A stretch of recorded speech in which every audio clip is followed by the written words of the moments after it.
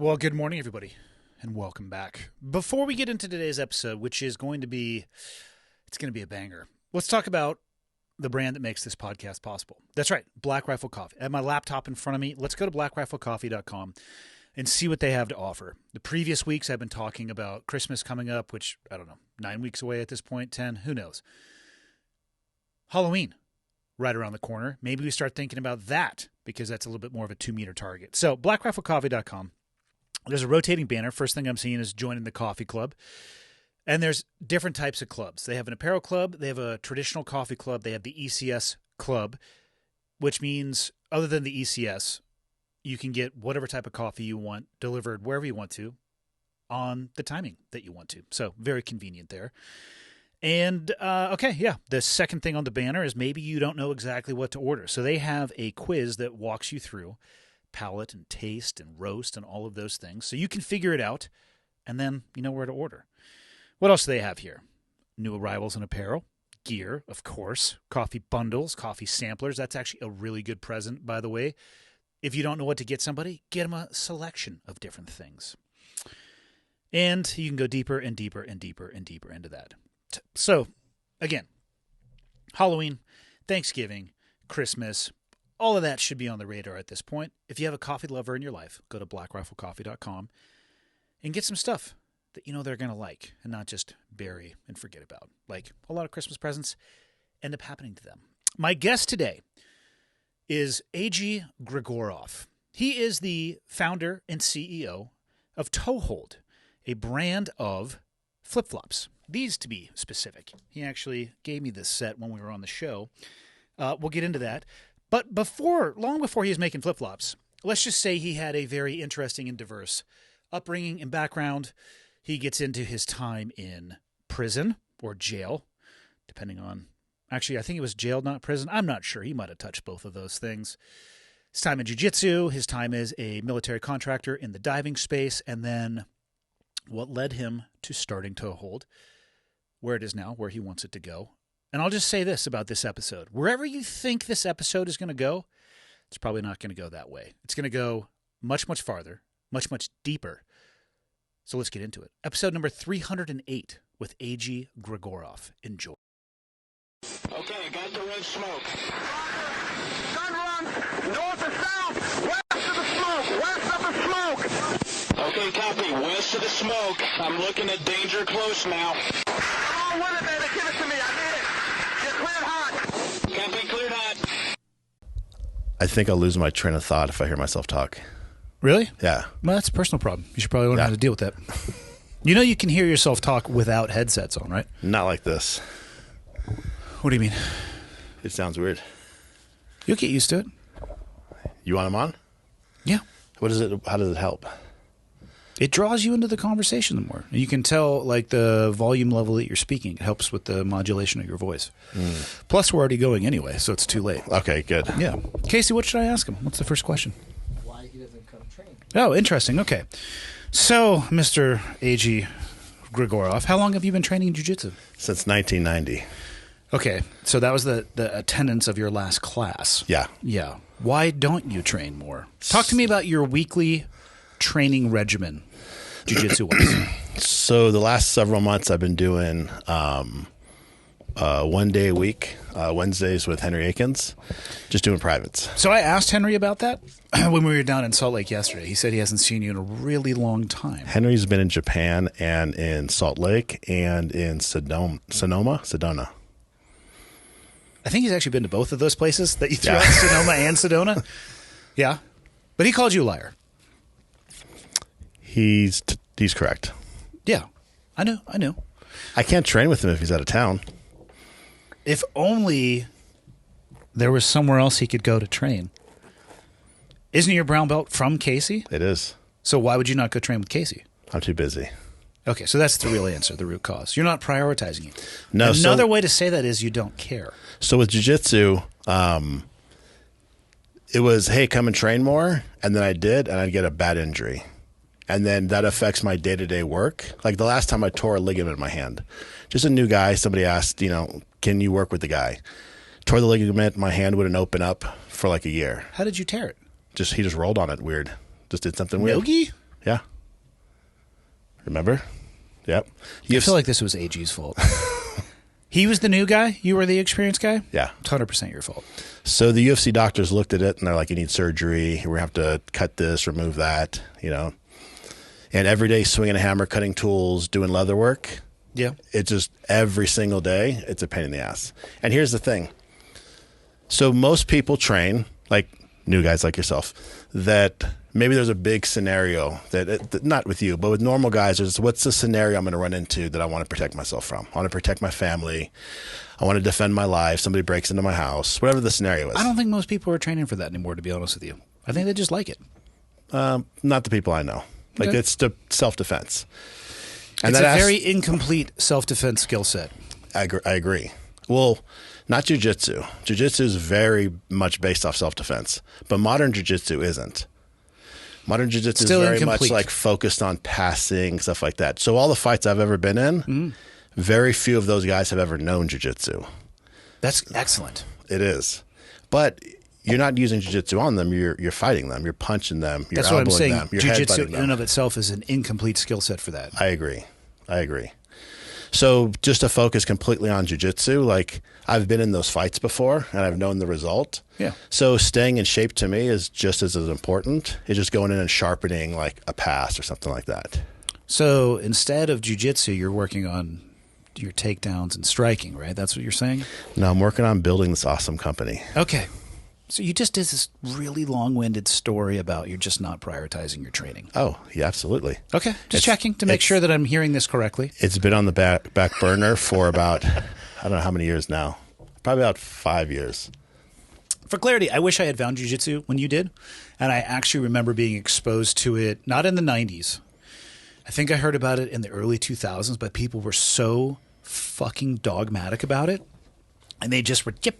It actually turned me the other direction. And of course, now I'm, fucking 20 years behind the power curve with people. But yeah. Is that cable bothering you? No, it's good. You're very fidgety over there. I am. I'm fucking weird, bro. All right. I'm weird. I move around a lot. I do weird stuff. Okay. I say weird things. But that's where the best creative guys come from. They're all weirdos. That's why I'm weird. All of them are weirdos or some of them are weirdos? The ones I know are weird. All right. Fair enough. And in jiu-jitsu, most of them are weird. Remember, I train at 10th Planet. We're all weird. Casey, does 10th Planet Jiu-Jitsu prepare you for self-defense? Elements, yes. Elements of it, yes. For those who couldn't hear. coaches jiu-jitsu. And I actually hate describing it as 10th Planet Jiu-Jitsu. I don't think that's a fair description. I would say focus on only no-gi Jiu-Jitsu, perhaps, more the sporty aspect. I don't think it's fair to classify it as 10th Planet Jiu-Jitsu. So Coach Casey's jiu-jitsu is quite a bit different because he's a famous UFC coach. He's had hundreds of the world's best fighters. Yeah, no, I see it on there all the time. So It gets irritating. So he Like, oh, trains there's more. Casey again. He trains more of a real world fighting scenario. Yeah. We don't do rubber guard. We don't play from our back. We get on top, stay on top, smash, and you stay there until that person dies of starvation. Like there's no reason to get up and just give up positions for no reason. So the whole reason I train is because of coach's style. So we have a much different Let's use past philosophy. tense. The reason I've trained. Yeah. Let's just... You're hung up on whether I'm training or not so much. I gave Casey the opportunity for the first question, and you were really trying to flirt skirt around with truth and not telling the truth. So I look at jiu-jitsu as a whole. How much have I trained in my life? Because that culmination of knowledge is important, right? Yeah, but what you're about to do is line up the number of years that you have trained versus the amount of time in that year that you have spent training. Mm-hmm.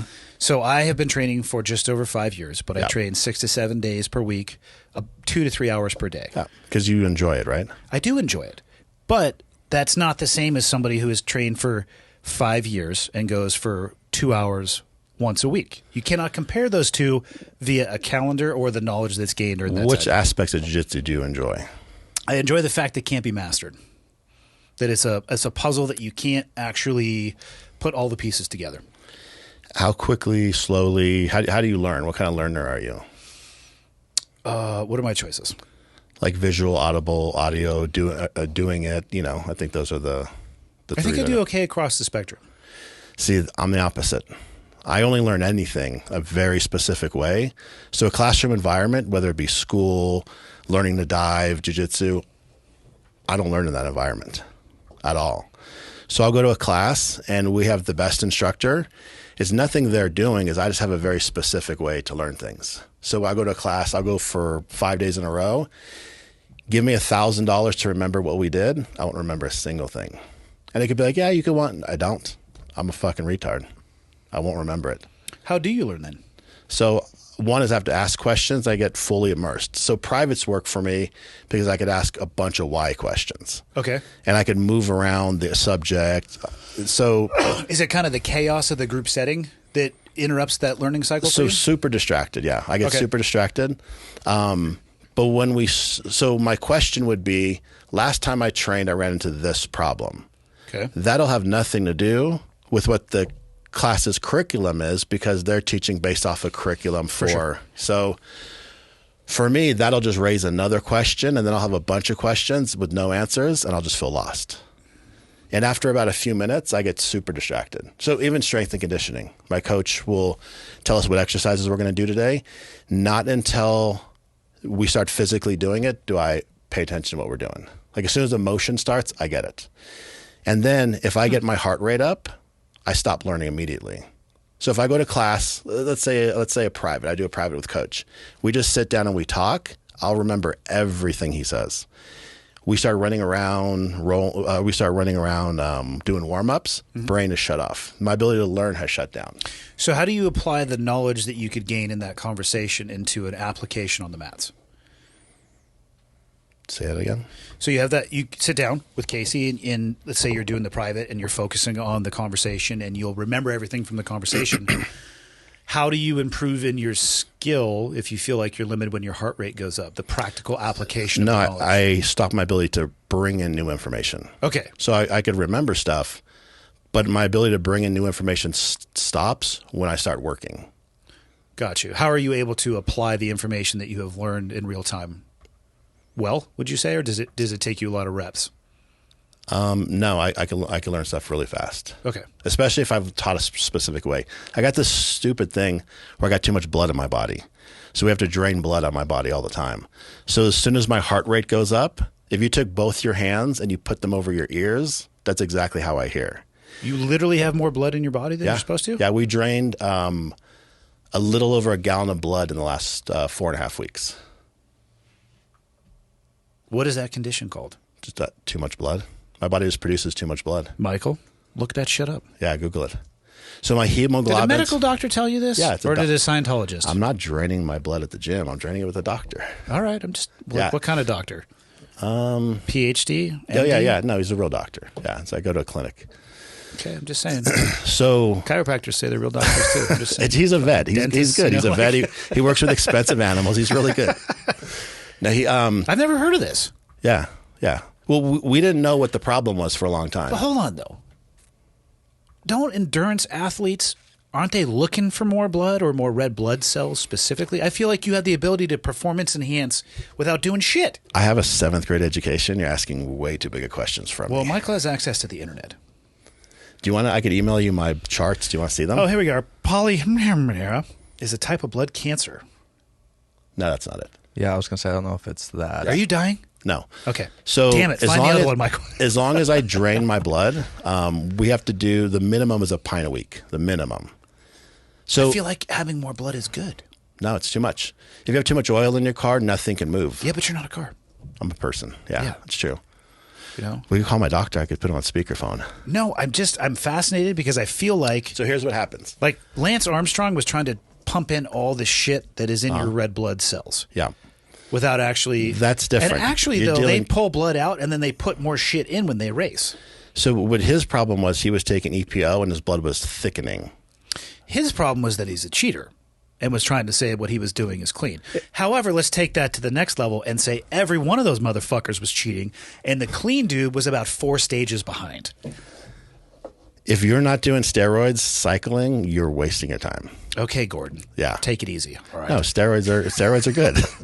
At You a know how much- certain age, an argument could be made for an adult male that maybe not steroids, but TRT could have some benefit. Michael, did you find something other than blood cancer? That's the only one I'm finding. I'm going to go to ChatGPT. Are we leaving it up to him to find out what's wrong with me? Yes. I'm good. leaving it up to him to Good. find any evidence that what you're saying is not bullshit. You want to see my lab results?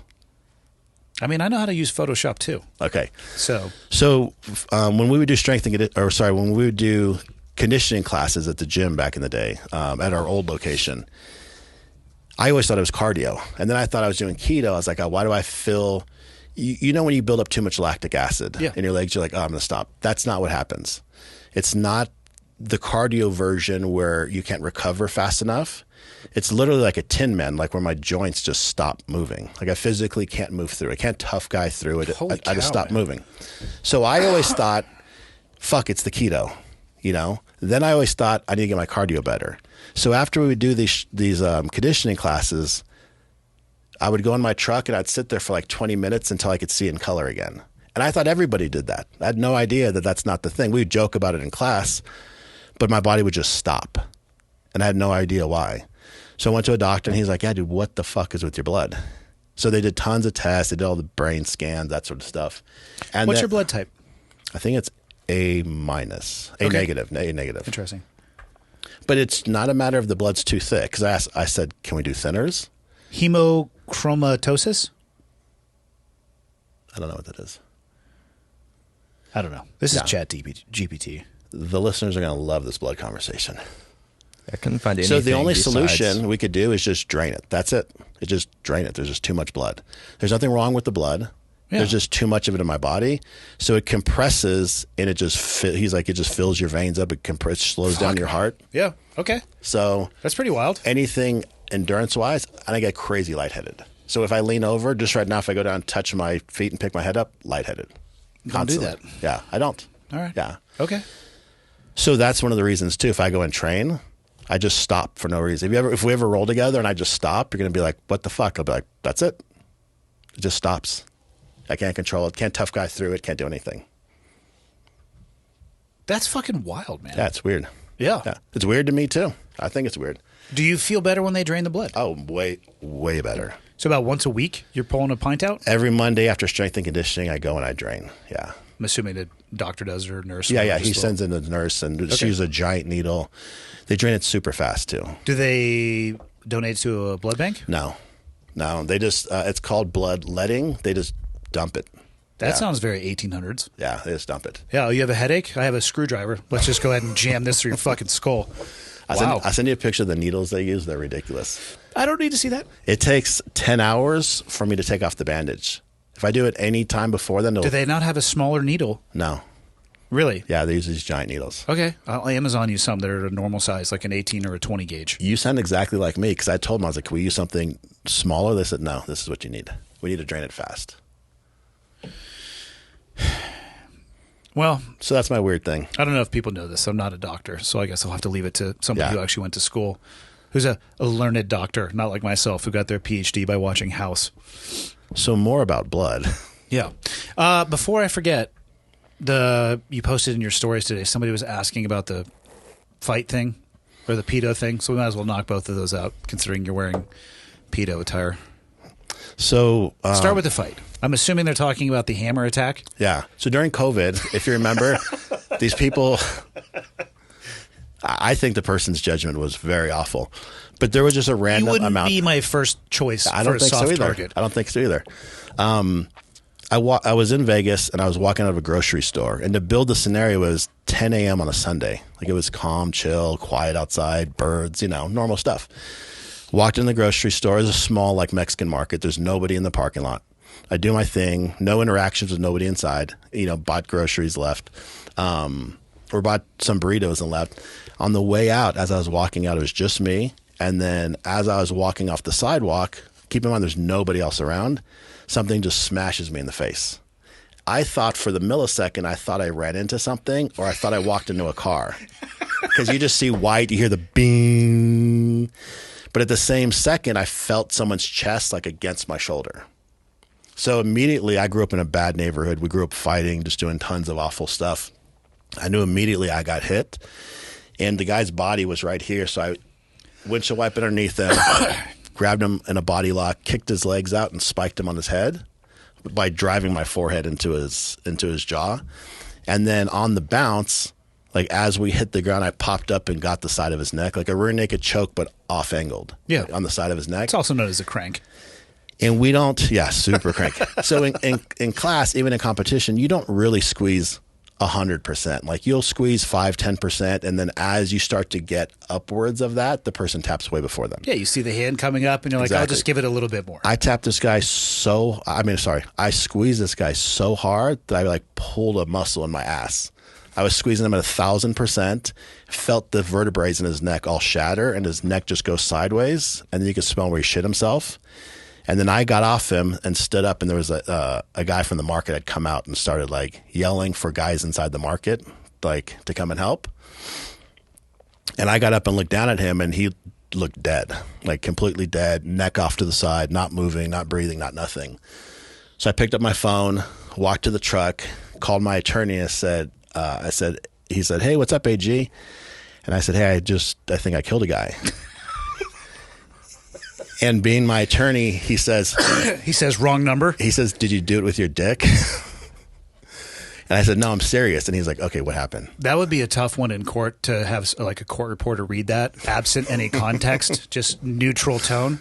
That's the type Did you do it with your dick? That's the type of attorney I have. So I told him real quick the scenario, and this whole time I think all my teeth are gone. Like my face is bloody, I can't feel none of my teeth. My jaw right here is shattered. Not shattered, it's fractured. Yeah. Nose is busted. And I get in the car, I start driving home, and in my mind, that guy's dead. You didn't call 911? No, I called my attorney. I understand that was your first call. Did you have any thoughts about making a second call? No, that's his job. So The person that you thought was dead, it was your attorney's job. Yeah, my attorney could do that. Where's your attorney live? Vegas. Okay. Yeah, At he least doesn't he's live local. Far. Yeah, he doesn't live far from me. So he asked me what happened. I told him real quick. He says, "Hold on." He calls another number. He calls like the DA for the small town we live in adjacent to Vegas. A little bit back and forth. He's like, "Go home." He's like, "Stay there. Don't wipe nothing off your face." And I don't live far from where this happened. So he texts me, "Hey, what's your address?" So I tell him my address, and he's like, "They're going to come talk to you." And then he messages me right back. He says, "Decline to make a statement when they get there." So I'm like, okay, the guy's probably dead because they're going to send homicide over they always got to investigate stuff like that. So he calls me back a few minutes later, and he says that he was, the DA was talking to the sergeant on scene, and over the radio they heard the guy was like paraplegic, no movement from his arms, necks, no response, stuff like that, breathing, And then I call him like an hour later, and I said, "What's the status?" He's like, "I didn't hear anything." And that's the end of it. No follow-up, no questions, no what's your side, nothing. Have you heard what happened to the guy? No. I even called my buddies who work in law enforcement in Vegas, and it was in a different town. It was in Henderson. Yeah. So the town adjacent to Vegas. They said during COVID, what they probably did is they probably took him to the hospital, realized what a bag of fucking shit he was, declined to press charges because then they would have had to have their officers sit on him and just waste that manpower for a guy that's just hospitalized. So they just turned him over to the hospital and they think they just walked away. But we don't know for sure. And that's it. That's the end. No follow-up. I asked my attorney, I was like, "What now?" He's like, "If they're not going to call us, I'm not going to call them." And that was the end. And we've all seen those videos on YouTube where like some dude just walks up to a chick and punches her in the face, or walks up to a guy and hits him in the face. And that hammer to the face to a normal person or a guy who's not trained or a chick, like if that was my mom, my sister, your daughter, that would have killed them, For clarity, it could have easily killed you as well. I think where you got struck and the velocity or strength that you got struck with had something to do with it. You're not immune to a hammer. I hate to tell you this. I don't know. I have one in my garage. We can go test this shit. I'm 1-0 against hammers. You're 1-0 against hammers. Let's talk about the person who was swinging it. I thought if it was me swinging the hammer, I would have killed me.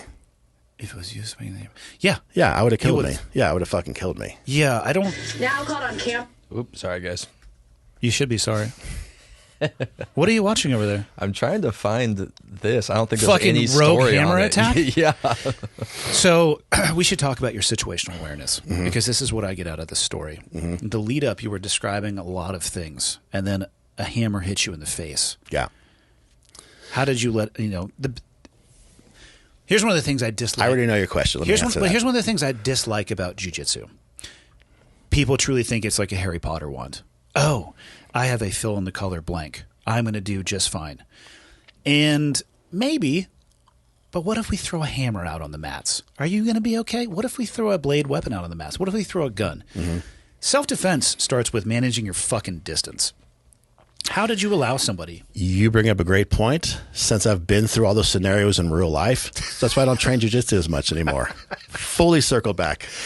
How did you let him get that close to you, though? So walking out of the, he didn't get close to me. So there's a big. Oh, he just within hammer striking distance. Listen. There's a Did pillar. he throw it from across the street, AG? He willed it. There's a pillar, like a big column, and Yeah. he was standing behind that column. So when I walked past the column, he just came and just smashed whoever the person was. He didn't look see at him me. on the way in? No, he wasn't there How do you know? because I walked right by that pillar. I feel like you didn't look. No, he wasn't. I there. feel like if I canvassed the other people in this room who aren't on camera of whether or not you looked, they would probably be on my side. What I wish I had was the video. I fucking wish you had the video too, Yeah, the because video we would've would been rad. literally be watching it right now, and I would be breaking your shit down. Oh, you'd be Tactical so error impressed. 101. You'd be so impressed. First off, eating a hammer strike to the face, I am impressed by that. Yeah, that's solid. Because that's going to sit most people right down. You know what? You know what everybody said? How come we didn't pull your gun? I'm like, I wouldn't have pulled a gun in that situation.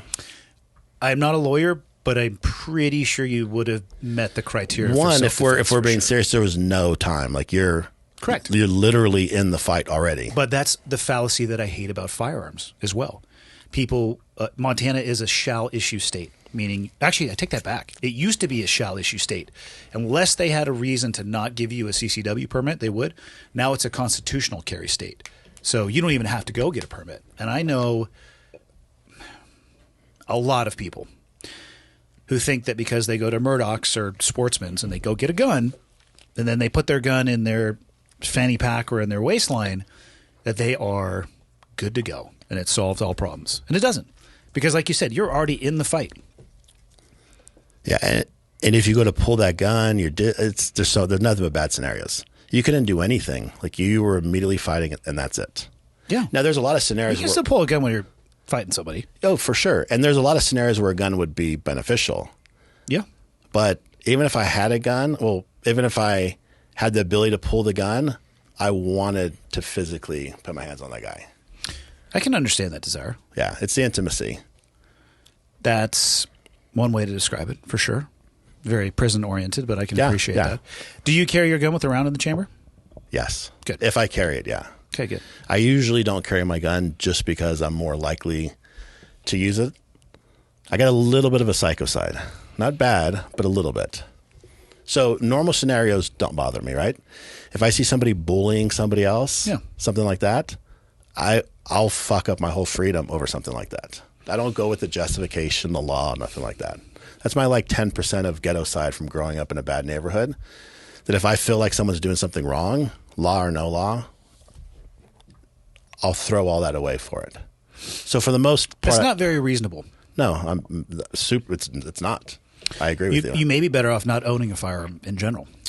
I don't carry it for that reason. Okay. Yeah. Except for the time that you got hit in the face with a hammer. Yeah, I didn't need it in that situation. It didn't seem like it was warranted. I always got my Montana. What if he had two hammers? he He was double fisting hammers. He should have had another hammer. Always have a backup hammer. But I always carry my Montana Knife Company knife. Which one's your favorite? I put it right there. Speed Goat, probably? No. Really? What's that one called? Let's see. That's the Speed... No, that's not the Speed Goat. Oh, this might be the collaboration he did with Fieldcraft. No, that's not the Fieldcraft God, one. I should know this. I'm sorry, Josh, that I don't know which So I wasn't joking when I said I was a retard earlier. I don't remember names to things at all. For clarity, that's actually not the description of being a retard.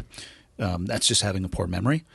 So, It's very specific. It's only to names, though. yeah, again, doesn't even come near the threshold. Of I can being remember retarded. how many kids you have, where you live, your job, how long you've been there, your favorite. Won't remember your name. Again, falls well short of the criteria. Can we figure out what knife that is? I think it's the Fieldcraft Survival Knife Black. No, it's not. No, that. it's not because that the Fieldcraft Survival one has its logo. Oh, does on it? the- yeah, they just looked at it. They just redropped that one the other day. He has a lot of SKUs. So I'm sorry, Josh, that I can't remember that one. The speed goat is my favorite. I have that. Well, let's just turn this into a full Montana Knife Company. Yeah. Why aren't they here? Let's call them up. They're just down the road, 120 miles away. This is the speed goat. Yes. This thing's badass. I have one of those too. Orange, because when I'm hunting. Let me see that. It's too small in my hands. I like that one better. I got that huge one they got too. What's a giant one called? Oh, the Bushmaster one? Yes. Yeah. I don't know if it's actually safe for you to carry anything dangerous, because what you've described is your inability to make rational decisions in intense moments. I think that decision was done perfectly. And I think the other story we're going to talk about, that was also executed very, very well. Fire away. Let's get into it. I'll be the judge of that. Now, if I stabbed somebody and I was like, this is the wrong guy, dude. Right? Yeah. But that didn't happen. So to back up real quick, growing up in San Diego. What part of San Diego? Oceanside. Old O-side. So back in the 90s, Oceanside isn't what you picture today, or San Diego. It was tons of gangs, tons of violence. We grew up in a bad neighborhood. We've seen people get killed when we were little kids. Like, we've seen guys get stabbed. There was a guy that died on my porch when I was like 6 years old, and just watched him bleed to death. So growing up in that environment, I've always been I was born being super comfortable in extremely violent situations. And to get off topic real quick, don't let me forget, like when we go hunting, everybody gets the excitement of like shooting the animal and, you see them breathing heavy afterwards. I lack all of that. It's not uncommon. I think the buck fever, whatever people would want to call it, it impacts people very differently. The broad prescription of this happens to everyone is not very accurate. Good, because I thought I was weird. Because they're like, "Are you stoked?" You are weird. I mean, we can definitely pin the ground with that, but the hunting scenario, it happens. It just, there's nothing that applies to everybody equally like that. Okay, good. So lighting up putting the sight on the animal, shooting it, pulling the trigger, watching it die. As soon as it hits the ground, my brain switches and I'm on to the next thing on my list. Replying back to a customer, checking my emails. Like, that's literally how quick I switch gears on that stuff. So growing up in a real violent place, we were just around a bunch of gangs, a bunch of bad characters all the time. What were the gangs in San Diego at that time? They're still there. So in Oceanside, there's Pozole, which is an old Mexican gang that's been around since the 30s. So it's been there almost 100 years. There's Center Street. There's Deep Valley Bloods, Deep Valley Crips. There's Samoans. There's like this gang called Mesa. They're just all of this is in Oside. There's 17 street gangs that have been there forever. And for people not familiar with the geography of San Diego, it's basically, I don't want to say a subdivision, but it's a very small section of San Diego. It's a town that borders Camp Pendleton. Yeah. And then inland of that is Vista, which was the methamphetamine capital of the world during the 90s, because you had all the bikers and all the Mexican cartels. When something crosses the border, so a lot of the stuff you hear nowadays from Juarez, Mexico, and all that switched because California started locking all that down and stopping all that. So they moved all that stuff. That was the big Tijuana cartel back in the day. So San Diego was super violent. All the 3 strikes laws, those stemmed from Oceanside. The murder capital of the country was in Oceanside. Stop it. Yeah. I would not have guessed that. Per capita, yeah. Okay. It was like 56 people got killed in 1 year in that small town. And it's not that small. It's not that big, though, either. No, it's not. Especially back then, maybe 130,000, 150,000. So that's the environment we grew up in. And then being so small, all these gangs just interlocked with each other. That spilled over into schools. Our school was horrible. So I stopped going to school in 7th grade. I went to high school a little bit, but not enrolled. I just went to see my buddies, see my friends. But most, I think a third of the people that went in as freshmen, only a third of them ever graduated. What were your parents' thoughts on you stopping? They didn't want me to, but my dad was a truck driver, super good guy. Super caring, considerate guy. He was driving trucks, so he was always busy. So my grandparents raised us, and he was always around like in the evenings or every day or two. But we were raised by like his cousins and neighbors, and we were raised by a huge, and we were just cut free. We'd run around wild all day, and then come in at night, eat, and go take a shower, go to sleep. None of them pushed you back towards education, though? No. I mean, they said you should go to school, but no. I mean, I was impossible to manage. I was a super bad kid. we did all those like learning disability classes. So special ed back then wasn't like, well, you're an autistic learner. No, it wasn't that back then. It was you were bad, you stabbed another kid with a pencil. You're going to the special classroom where we're going to teach you for less time during the day. So you come for 2 hours and then you go home. So that's what like 3rd grade, 4th grade was like. 5th grade, I couldn't even be in a classroom. They had to pull me aside and they put me through some special testing where they're like, you have like a 0 grade education when it comes to math. And when it comes to like writing, but like a college level when it came to science, physics, things like that. So there's a certain areas where I'm really advanced. Like when people don't understand physics, it blows my mind. It's like, how don't you understand that? Well, how do you understand physics but have a 0 in math? Those two are very tightly intertwined. They are when you're researching them, not when you're explaining them. Okay. Like Boyle's Law, Charles' Law, those are principles. Don't bring up diver shit. All right? Why not? I'm a diver. Don't try to bring up that diver shit. I'm trying to sound smart. Chicks are listening to this. I'm trying to sound smart. I'm not aware of a single woman on earth who gives a fuck about Chicks- Boyle's Law or Charles' Chicks Law. love the Cleared Hot podcast. Maybe. So- I don't know. These things are weird because you hit upload. I don't know who the fuck listens to it. So when I was young, we would go to like a video store to like rent VHS tapes. Mm-hmm. I would only rent National Geographic stuff. So if you reference cartoons, you're speaking a different language to me. I've never seen a comic book. I don't understand any of the comic characters. I don't understand any like the sci-fi stuff. I seen Star Wars like once when I was a kid, like just watched a little bit of it. Do you understand the physics of Star Wars? Yeah, it's a mess. It's a mess. So that like hyper logical part of my brain doesn't let me fantasize about things. Okay. You know, like a person flying, I was like, I can't pretend. Even as a kid, my toys didn't fly because that wasn't real. My Did toys you would ever walk. have dreams of that stuff happening? Flying? No, in your moments where you weren't awake, does your mind wander a little bit more into the like when you were that age? It was No, always never. just super linear. Yeah. Interesting. Yeah, it's always very. Even today, like if people what's your favorite show? I don't have one. Like I watch YouTube every moment I'm not working. I'm just constantly learning new stuff in a way that I can learn it.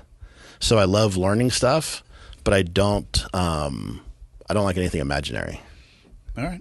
Even reading books, I read one sentence and my mind will start drifting to like something more realistic. I told you I'm weird. Okay. Not to get off track, how did the lack of education impact you later on in life? Did you ever go back and get your GED? No.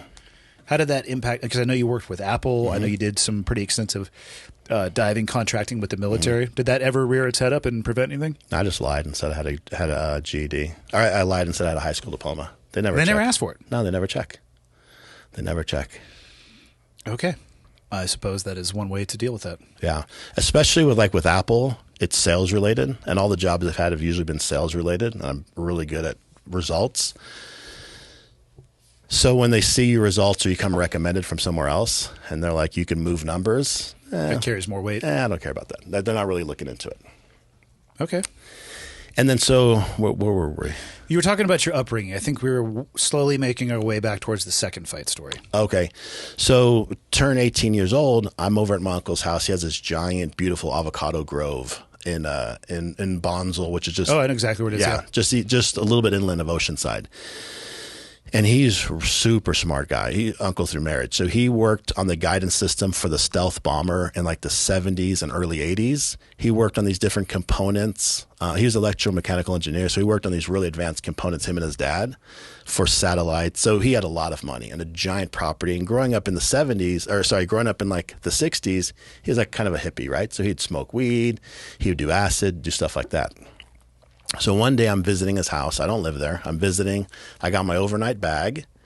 I'm sleeping in the guest house, and the SWAT team kicks in the door.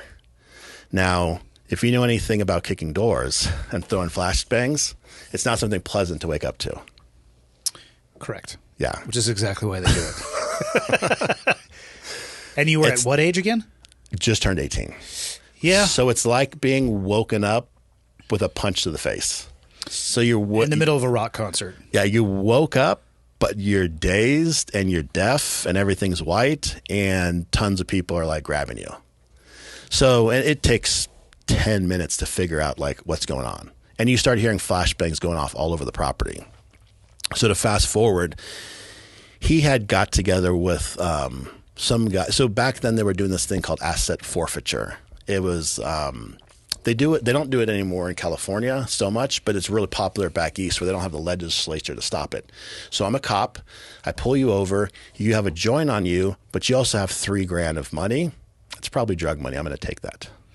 I'm going to bet that somehow goes back to the department in some way, shape, or form, too. It does. Or a percentage of it. Does. Yeah.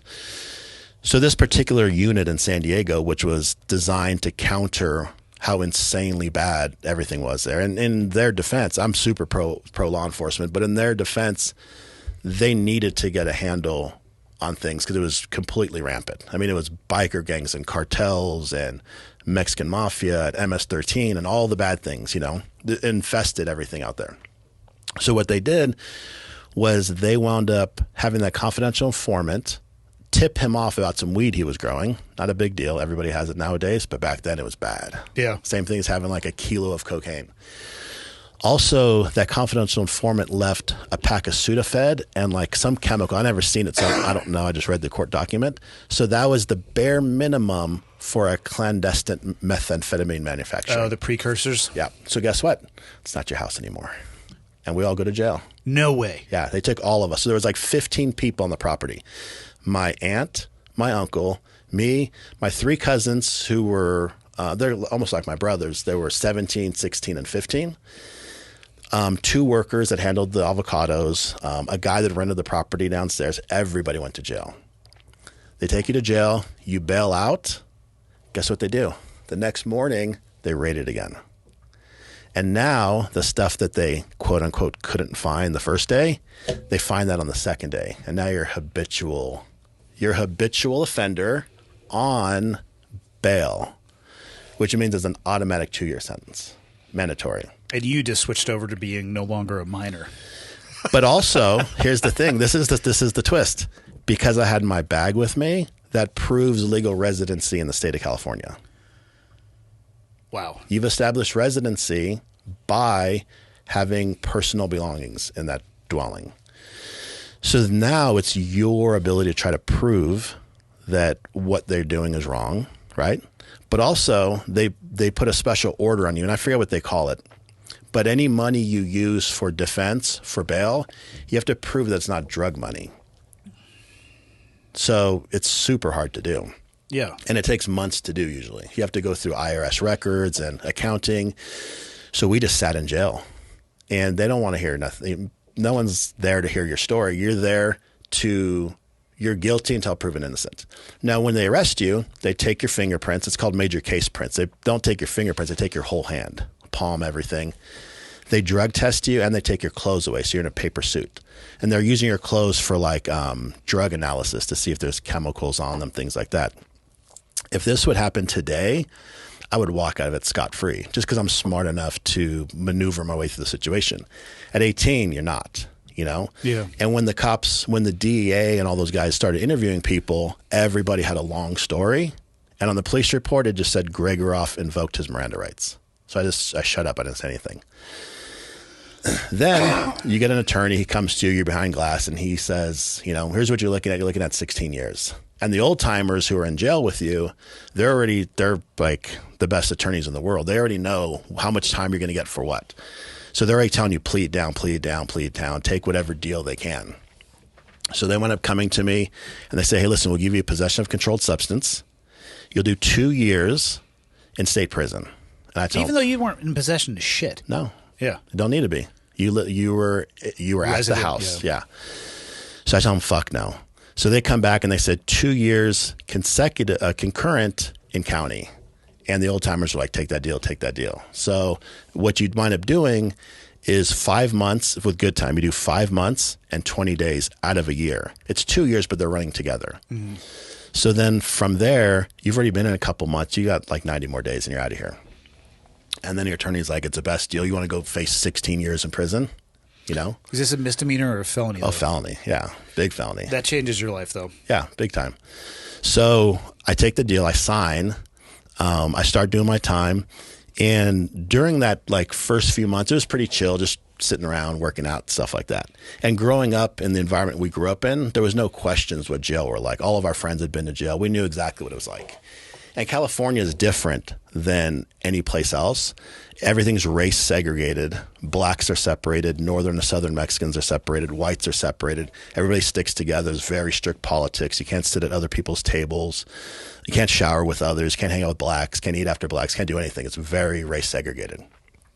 Also, there's no nonsense. Any faggotry going on, you're getting stabbed. You fucking do anything queer, you're fucking out of there. If you even show up and you've like streaked a football game, you're going to get fucked up and sent out. Like it's fucking a man's world. There's no fuckery whatsoever. As long as you're not a pussy, you'll be totally okay, you know? Now you're with a bunch of super mean, super like mentally crazy, like you're with people that normal people don't understand exist on this planet. You might see a guy once in a while, you're like, that guy's fucking evil. That's nothing but those guys in there.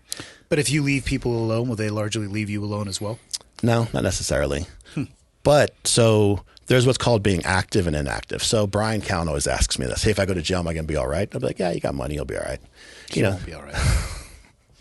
I'm like, well, I don't know what those cheeks, but the top cheeks or bottom? Bottom cheeks. Yeah. Yeah. He's like, I'll just lean into it. But anyways, It's true. He'd push back. you could just mind your own business. But if something happens, you have to quote unquote ride. If so, we're going to have a riot. I don't give a fuck if you're just there for a DUI. You're participating. It's time to riot. Yeah. You're participating or you're going to get stabbed. So it's very much like that, you know? And I was super active because you grew up around a lot of guys. I knew some guys in there. So you're fighting people, you're beating people up. And remember, I was a blue belt that had trained for years. So I basically had magic over people that they didn't know. You had already been doing jiu-jitsu at that time? I started in 1990. And we'll go back to that. Okay. I got a blue belt in 1993. Got a purple belt in 2001. That's about the average progression between blue and purple. I like to take my time. Yeah, apparently. And then I got a brown belt, a mercy brown belt, because coach felt bad for me because I suck so bad. Like 2 or 3 years ago. Yeah, something like that. Casey, what are we thinking? Another 5 to 7 years for his black belt? I like 10. Yeah, it's too soon. I like to be at On your current pace, could be about a decade. 2035 black belt. But so I was already a blue belt. Like I've trained. At that time, we were training tons, and nobody knew jiu-jitsu. Like a couple guys heard of the UFC, but nobody knew about fucking standing guillotines or rear naked chokes, or even just to be able to fight underhooks. Like nobody knew that stuff. And you're fighting in tight, confined spaces. You have such a huge advantage over anybody else. And if it goes to the ground, they're fucking dead, super dead. So we got in a lot of fights, had tons of like interactions, some stabbings, and I got moved to all kinds of different facilities. I was put in this place called George Bailey, which is a supermax facility on the Mexican border. It's all dudes that are going to do like life sentences, you know, and gang leaders, stuff like that. They call it Pelican Bailey because it's just like Pelican Bay, where there's like a central tower where they look down through the glass and you're on multiple tiers. Is this out by the Otay Reservoir? Yes. Yeah, I know. Because the jump run for Skydive San Diego, you take off over it. I remember when I first jumped there, they said, hey, don't land in the prison. They said, if your choice is to land in the prison or the freeway, go for the freeway. Yeah. So that's where I was. Yeah. And when somebody rolls in, so you're a new guy, you come in, you're going to be white. We're going to go to you right away. We're going to greet you. Hey, what's up, bro? How you doing? What are you in for? You know, and we'll pull you to the side. We'll start talking to you. Someone's going to grab your paperwork. Your court documents are with you. They're going to grab your documents. They're going to start to read them and see what you're there for. Did you snitch on anybody? Was it anything weird? You know, what kind of guy are you? Are you a stand-up guy? Are you new? We talking within the first few hours of you arriving there? No, seconds. Okay. Yeah, you walk in and you're immediately greeted by your race. Immediately. Okay. Because you don't get to assimilate with us. You know, you're either going to stay and program with us or you're going to get the fuck out of there. Sometimes you could just walk back to the gate and leave, go to protective custody. Sometimes you're going to crawl back to the gate, and sometimes they're going to take you out on a gurney. Just depends what your charges are. Fuck, man. So and that's how it works with everybody. And then because I have olive skin, when I'd walk in, the Mexicans and the whites would walk up, you know, and be like, which one are you? And I'd just go with the whites, you know. But that's how it runs, right? And then you have the leadership within there. There's like the guy. So it's called a car. So everybody is like part of the car. You either ride or you don't ride. The dudes who are writers, like, you get better food, you get better privileges. The dudes that are into drugs, if there's a little bit of drugs going around, you get access to that. You get access to the weaponry, things like that. And then there's just the normal dudes just hanging out, minding their own business. They have to fend for themselves, take care of themselves, things like that. And then the guy with the keys, he's the shot caller, and it fluctuates. You know, sometimes it might be you're the senior guy, then another guy who comes in who's been around forever, he'll take over, and he'll just be handed off back and forth. Or that guy goes somewhere else, and, you know, so they pass it around quite a bit. Well, this night, it was Christmas Eve. They had I'm guessing at this part, but I'm guessing that the guards got switched out to junior guys. They're going to work Christmas because the senior guys are going to take off. It's fair, yeah. They're always moving people around. There's always a beef. There's something happened. I'm going to fucking kill this guy if you don't get him out of here. So those are like lower level guys or like normal guys. You may tell the guard, I'm going to fuck this guy up if you don't get rid of him. We'll just fuck the guy up and let you deal with it. We catch that guy telling that you're going to fuck him up, we're going to fuck him up. You know, it's and if you don't, someone's going to fuck you up. It's very strict on how everything works. So they rolled in this guy, and we all knew who he was. He was a child rapist. He had raped 2 little boys, and he was going to do something like 30 years. And we were looking at him through glass. You know, we're locked in our cells. We're looking at him through glass, and there's little vents on the walls where we could talk to each other. And we're like, yo, they brought a fucking chomo in here. He knows he's not supposed to be in there. He knows he fucked up, and he argued like at the gate, like, I don't want to go in there. I don't want to go in there. Like, you're fucking going in there. Where did he want to go? To another protective custody area. So he wanted to be isolated because he knew what the fuck was on the other side of that wall. So you got what they call general population, the main line, and then you got protective custody. And then you got the hole and things like that. You got a medical wing. If you're injured or some like the really old guys, they'll go over there.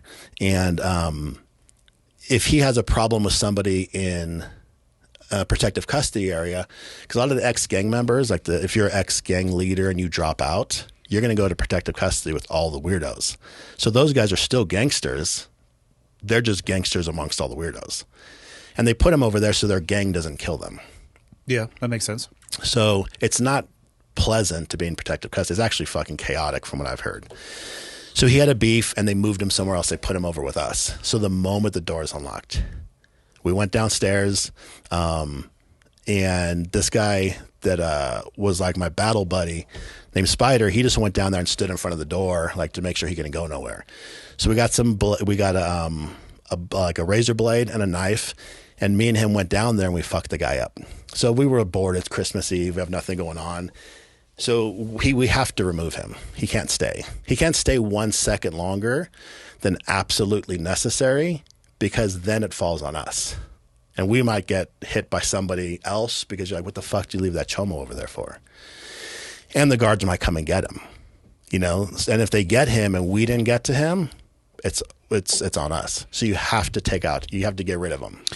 Didn't the guards probably know what was going to happen to the person? Yeah, for sure. But a different guard can be like, you know, a different guard can step in, or a sergeant could get involved, or, you know, a lot of things can happen. That's on their side. We don't know. Yeah. But if for some reason they came and got him and he was in our grasp and we didn't get him, plus we want to get him. He's a child rapist.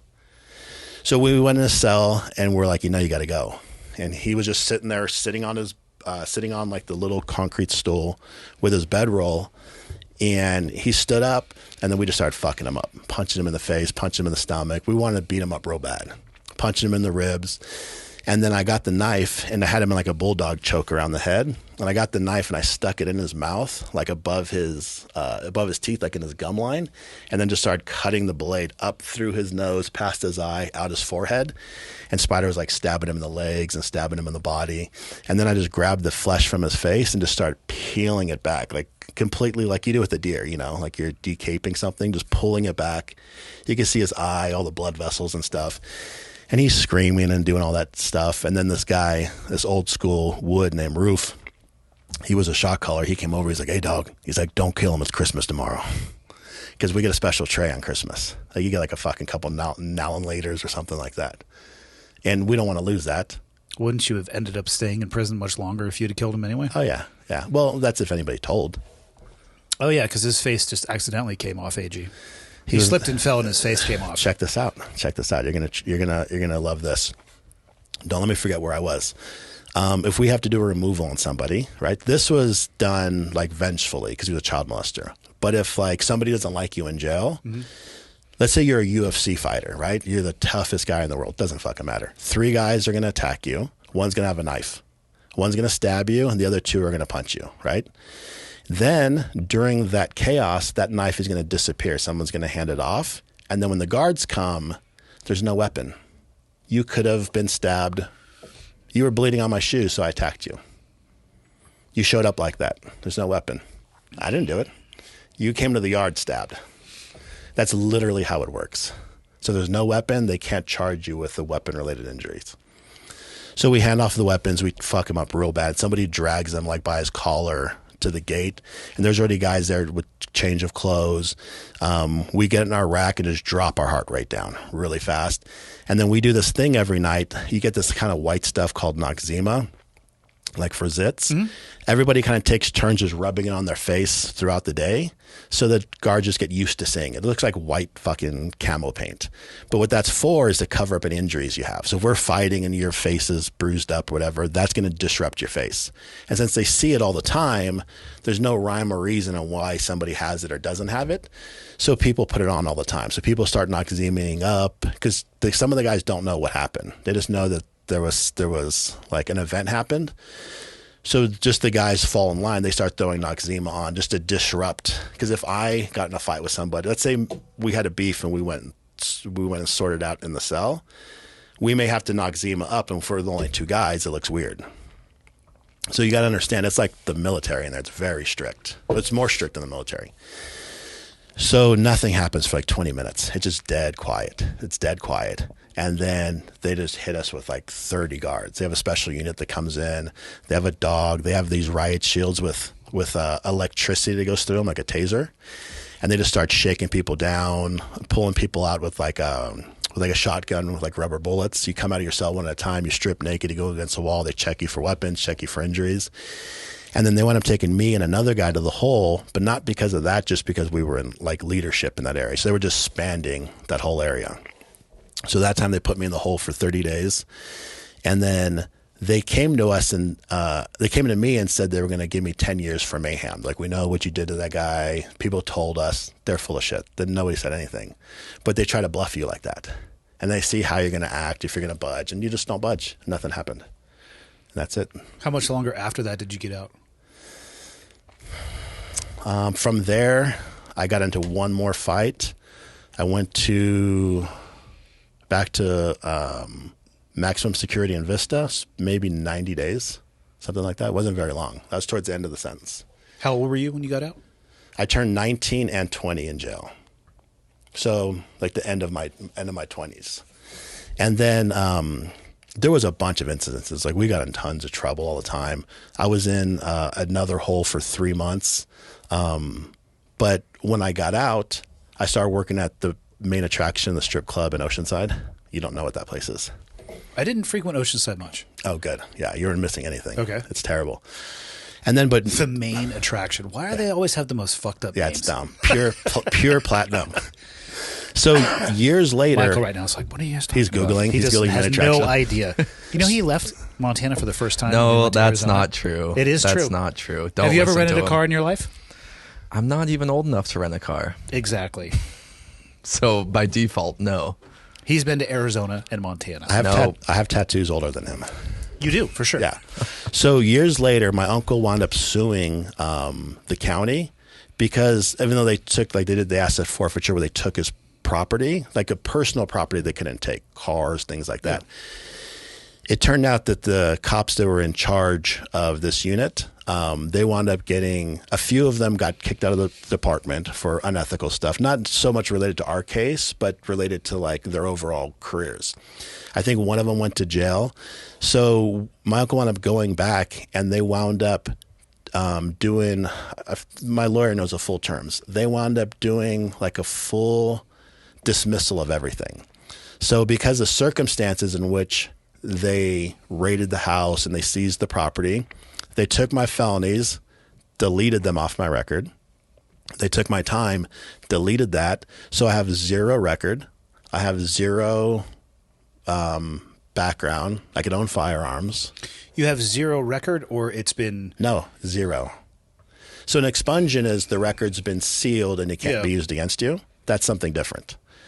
A dismissal means you go back in time and the court dismisses that whole case. It's gone. It doesn't exist anymore. Yeah, but they can't dismiss your time in prison. You know what I mean? It was so like from a paperwork perspective, I understand what you're saying, but I almost feel like there's a lot of so that still happened, but Yeah. there's no record of it happening.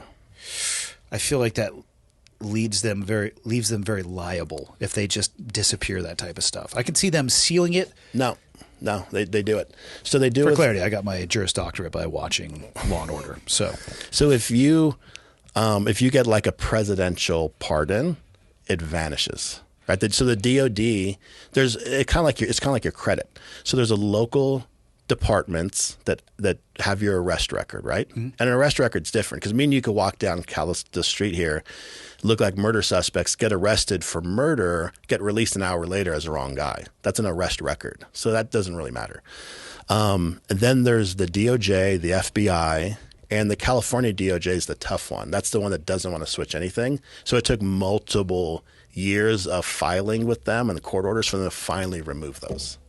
fuck, man. Yeah. So when I became a military contractor, Which was how far after this? probably Was 3 or military 4. contractor before Apple or? Yes. Okay. Yeah. So it was like 2007-ish. Okay. So maybe 5 years-ish, 5-6 years later, it was still working through the process.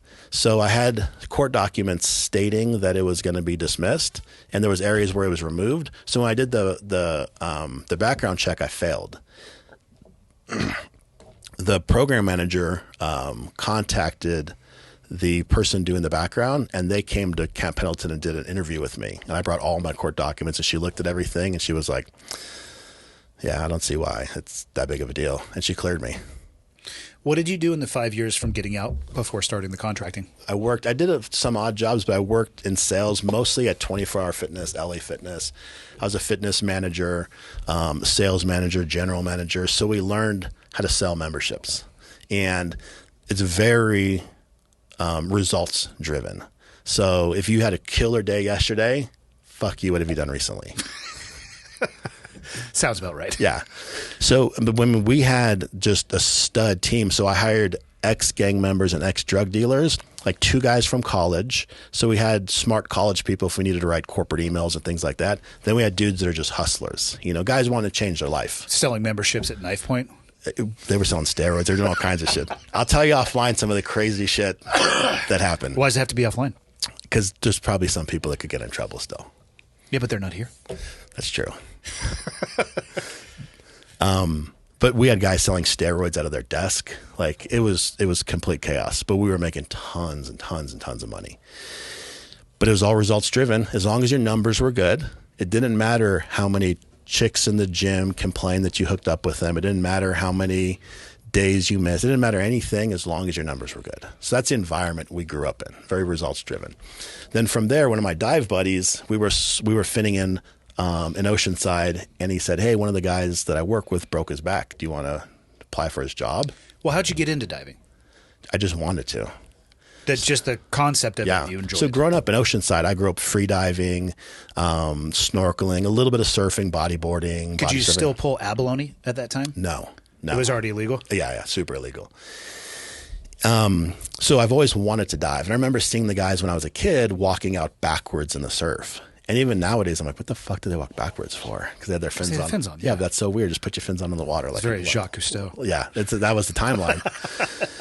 So I looked up a spot. I saved up the money. I went and got certified. And the dude was just an alcoholic. Like, it was the worst certification ever. That checks out. Yeah. Anybody who owns anybody who owns a dive shop, there's probably a handful of people in the world that are normal, good people and educated in diving. So I would dive. So once I got certified, I would go and rent gear literally like 5 days a week. Terrible conditions, double overhead, zero viz. You'd see me finning out. by myself. What kind of dives are you doing? You just checking Beach shit dives. out? Beach dives, yeah. Just checking stuff out. I just wanted to be in the water. Okay. I didn't need to see anything. I couldn't even see you couldn't see inches in front of your face. Yeah. I would dive on the Del Mar boat basin, which is kind of like the Coronado boat basin that you guys were in, but smaller and way siltier. And that's where the AAVs do all their splashing, so it's just trash in there. Yeah. I would fin around and just bump into stuff. I would do that all the time, hundreds and hundreds of times. Then I would just see how far out I could fin with no gear on and then come back. And I would go out far, maybe a mile, and then swim back. It would take 45 minutes, an hour of finning out and then finning all the way back to shore. And the north-south shore current would take you a little bit, so you come down the beach way further than you should be and have to walk all the way back up. So I was just hyper into diving. And then eventually we'd have some clear days and I'd go and dive, we'd see cool things and started catching lobster. And I got really, really good at catching lobster because most guys don't have good buoyancy control. They don't get the reps in to get good at it. I'm not so sure it's legal to get lobster with a scuba tank on. It is. Yeah. You're allowed to get 7 lobster within the first Wednesday. You're now talking to an expert. This is the areas where I become smart. I know it's not legal to get him with a dragger on, allegedly. Did you have a license? No. Okay, then it's not. We just happened to cross paths on a combat swimmer dive. They jumped in my BCD. I don't know. Allegedly. So from the first Wednesday at midnight in October to the first Wednesday, at least at the time, I don't know if they changed it, in March, you're allowed to catch up. You're allowed to possess 7 lobster up to 3¼ inches across the carapace in your possession. So not on that dive. If you have some in your freezer, that counts as your limit. I'm just saying, at the North Island Nuclear Subbase, if you're on a Traeger, who knows what you're going to see? Who knows? Now, did I always abide by that? I didn't. There was even times where we would spend the whole year where we were like, we're not going to catch any free-range lobster. We're only going to find lobsters that are in traps. And then we would just be like, oh, look, there's a lobster in here. I wonder what this metal cage is. It's trapped. Let me take it out. Technically, you're freeing them. Freeing them, yeah. And then I forgot to release them once we got out. Humanitarian mission. Let them go at home. You're basically NATO. Yeah. Dive with a blue helmet. So diving was like, it's all I cared about. It's the only thing I cared about in the world. I was just hyper-focused on it. And then one of my dive buddies, he had said a guy had broken his back and we needed another diver. And I didn't know exactly what he did. And he did a terrible job at explaining it. He said we just train Marines to like escape from stuff. I was like, all right, cool. And it's in the water. So I went over to Area 53 on base, Camp Horno, did an interview with a guy. And he's like, you sound like a good guy. You're comfortable in the water. Are you sure you're comfortable in the water? Jesse says you're comfortable in the water. This is going to be very, very hard. How many dives do you think you had at that point? At least like close to 1,000. Yeah, you were comfortable in the water. Yeah, but not just diving comfortability. Free diving is what matters because you have to be able to move through the water, hold your breath, things like that. I know a lot of guys that can dive well, but they're not comfortable without their tank. They don't know like holding their breath on the surface or like having to remove their gear underwater. That type of stuff, yeah. Okay. Like they could do the basic patty bullshit that they put you through, but if you come up and you just rip their gear off, they're going to freak the fuck out. Most divers are going to freak out, AG. So we wound up, I wound up signing a contract, and a few days later I was on a plane to Groton, Connecticut to this private water training facility that they had. And then we were next to some naval, I could be messing up the name, but I think it's like a naval special warfare facility. And then also right next to the Coast Guard like academy. You say Connecticut? Groton, Connecticut, yeah. This is a total wild ass guess, but I wouldn't be surprised if they did some SDV development up there. What is that? The small mini subs. Oh, the mini subs, yeah. So it wouldn't surprise me if they were doing work like that up there. So I got a picture of me in front of the sign that says photography strictly forbidden, violation of U.S. espionage law, blah, blah, blah, blah, blah. I got a picture of me like holding the sign. Yeah, it's past the sign where it's illegal. Yeah, but it still looks cool. Technically what you did is not illegal. Okay, good. Still no criminal record. So we did like a month long, just the super intense drown proofing where we would just do like hour-long treads. And then we had these simulators, which would look like the inside of a CH-53, CH-46. Dunker. Yeah, exactly. So, but at this facility, they had all the advanced ones that the military hadn't yet bought. They had like the MV-22, a bunch of like little birds that were going to go to Fort Campbell, Kentucky, I think it was, 101st. The 160th? TF-160th. The aircraft or the unit? Well, I guess technically we could say both. They fly a bunch of the little birds. Okay. I never worked with that program, but some of the guys I worked with went over there and they're like, dude, those guys got more money than anyone. Well, they're a JSOC unit, so they're at the front leading edge of the checkbook. Yeah, they have all the money. Those are conversations where they say, I want to buy this. And they're like, well, it's not in the budget, but hold on. And they flip a few pages. What if we were to call it this? Then we have money. You're like, I don't care what the fuck you call this. We need it. We were in this like bullshit trailer from like the 60s on Camp Pendleton with like fold out chairs. And one of my buddies who went to Fort Campbell, he's like, my chair, like the big leather chair I'm in, costs more than our entire fucking trailer at Camp Pendleton. That checks out. Yeah. So we just did a bunch of drown proofing stuff where we'd be like locked in these small environments. They'd put a bunch of crisscross bars in there. They would flip upside down. You'd be on breath hold. They would kill the lights to the whole facility and they'd set a 2-minute timer. And if you weren't on the surface in 2 minutes, they would pull it out of the water. The dive medics were there. But if you can hold your breath for 2 minutes, you fucking sucked. But it's a working 2 minutes. Static breath holds are different. 30 seconds working underwater is worth 4 minutes holding your breath calm. So it sounds like you were working a lot on just the survivability of the Marines. That was it. For when the equipment goes in the water. And exactly. For people who don't know, when helicopters hit the water, they're going upside down. So that's specifically what these guys did. Yeah. And they were a civilian company that had that contract. And then during working with them was super cool. We worked with Marines and sailors all the time. And we were over in Camp Horno, and we shared the training tank with the recon training school. Mm-hmm. So we hung out with those guys all the time. We would jump in with their classes. And we'd also jump in with the Marines that were doing their like McQuist diver. It's like their advanced dive swim qual where they put on like Kevlars and do underwater crossovers. So we would just do that shit on our lunch breaks. We would like walk the bottom of the tank. We would do tons of breath hold drills. We would like bob up and down, tie our hands up. We'd do any water related stuff we can see online or somebody new. We would just do it for fun. Just to get our breath hold better, just get more comfortable in the water. And then we'd get all of our guys and we would jump in the water, like 12 of us.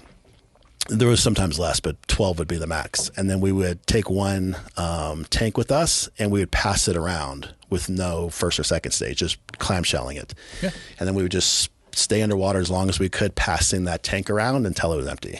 Maybe 20 minutes, stuff like that, because you're wasting so much air. And like that was our comfortability in the water. So super, like a high level of comfortability. And then from there, they had changed the contract up because from my understanding, I was never in the military, but some Blackwater guys did something that made people frown upon contractors. So I think Obama was like, fuck this, we need to get rid of the contractors. So our program was congressionally mandated. So we went from being a civilian company to falling under the DOD, and then everything got different. We got paid probably 10 times what we were worth. So we were making just stupid money. Our responsibilities dropped down. It's like a typical government job. And then from there, they started sending us around the world. So some guys went to Hawaii. I went to Okinawa. Doing the same type of stuff? Yeah, just a little bit like different program, but a little bit more advanced now. We would just put them through a little bit harder, it'd be more realistic. They'd have their rifles with them, like a mock rifle, yeah. Kevlar's flat. They'd have their flak vest, plates. So they just started bringing in gear that they would really have, bringing in rucks. And then, so it just made it more realistic. And then from there, they were running into situations where Marines were dying with Humvee rollovers, like in canals. Yeah. So then we started working with those and we started doing AAV stuff. And then they pulled me to work on some of the emergency procedures for the MV-22 Osprey because it has the normal exits on a vehicle are push out exits. There's a gasket you pull in or you push out. On those ones, they're sealed and there's like a det charge, like a det cord type of that goes around. That's not awesome underwater. It's not. You're so smart, dude. That's the scenario we ran into is what happens when you pull that. Well, you die. What's it like? Well, That was I could answer that. You can either choose to drown. That was or the fucking debate. Scramble your eggs with an explosive charge underwater. Yeah, that was the debate. What's it going to be like? How intense is it? Does the first guy die, but everybody else gets out? Do we blow it on the surface? Do we blow it in the air? Do we I blow think it while even- the nacelles are up? Like, when do we blow that? I think even if it was only det cord, which is powerful in comparison to not having an explosive, underwater, I wouldn't want to be in that airframe. Yeah, so That's going to rock you. So we started building these weird CO2 like mini explosive devices to see like at what level we could ramp up to and still like maintain. And they shut that down. Like when somebody up in like the Pentagon found out what we were doing, they shut that down so fast. But it would chip your teeth. We would like pop these canisters underwater and your teeth would just go. Yeah. Yeah, for the average listener out there, water's not compressible. So an explosive charge, you're eating that Yeah. like a motherfucker. Right to the body. Yeah. So I did that for a long time. It was over in Okinawa for a year. And then when I came back, I started working part-time with Apple just for fun. I wanted to try something new. I was still working as a contractor, but we were under a new bid, and it was like, are we going to stay? Are we going to go? What are we going to do? But if we re-signed, I was going to go back overseas, which I loved living in Japan. It was awesome. My But first deployment was to Okinawa for 6 months. Kadena Air Force Base. yeah, Kadena. I spent a little bit of time there. Yeah. I was on Camp Hansen. Well, I lived in town, but I was on Camp Hansen, and then we'd go dive over at Tory Station. Was Tory there when you were there?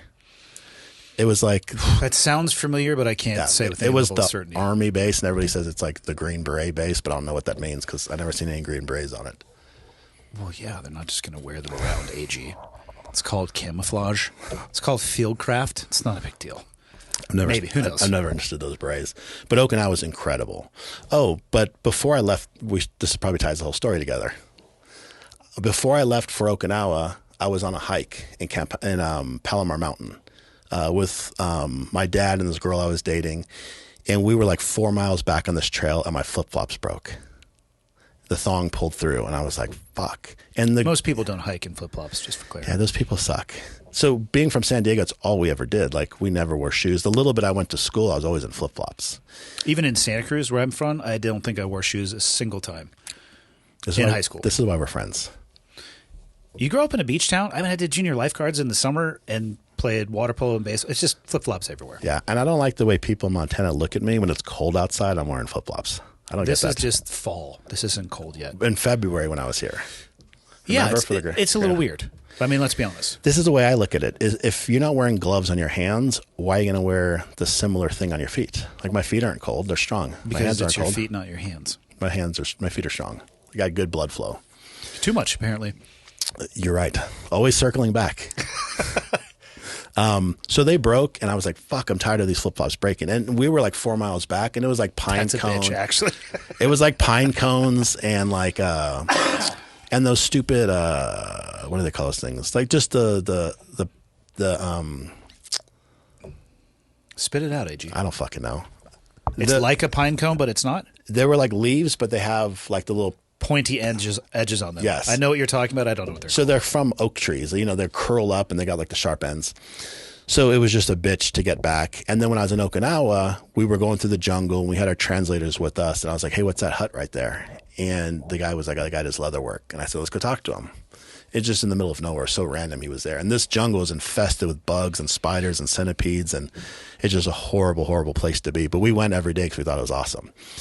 And I went and I talked to him and I said, hey, can you make flip-flops? And the guy was like, it's not really my thing. Through the translator. He made bags and wallets. And then I said, if I come up with a design, can you make me a pair? And he was like, yeah, maybe. So we wound up going back to him a few times. I drew some stuff up and he made me a pair of flip-flops. And those were the first original Toeholds. The ones that are at your house.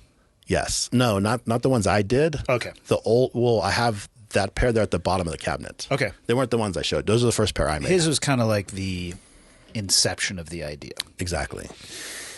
So I wore those around and they were awesome. And then I wound up getting out of that contract working for Apple. And I sent one of my buddies back over there who still worked in the program. I was like, hey, hit that guy up and see if he'll make me another pair. And he did. So now it's like been 10 years had gone by.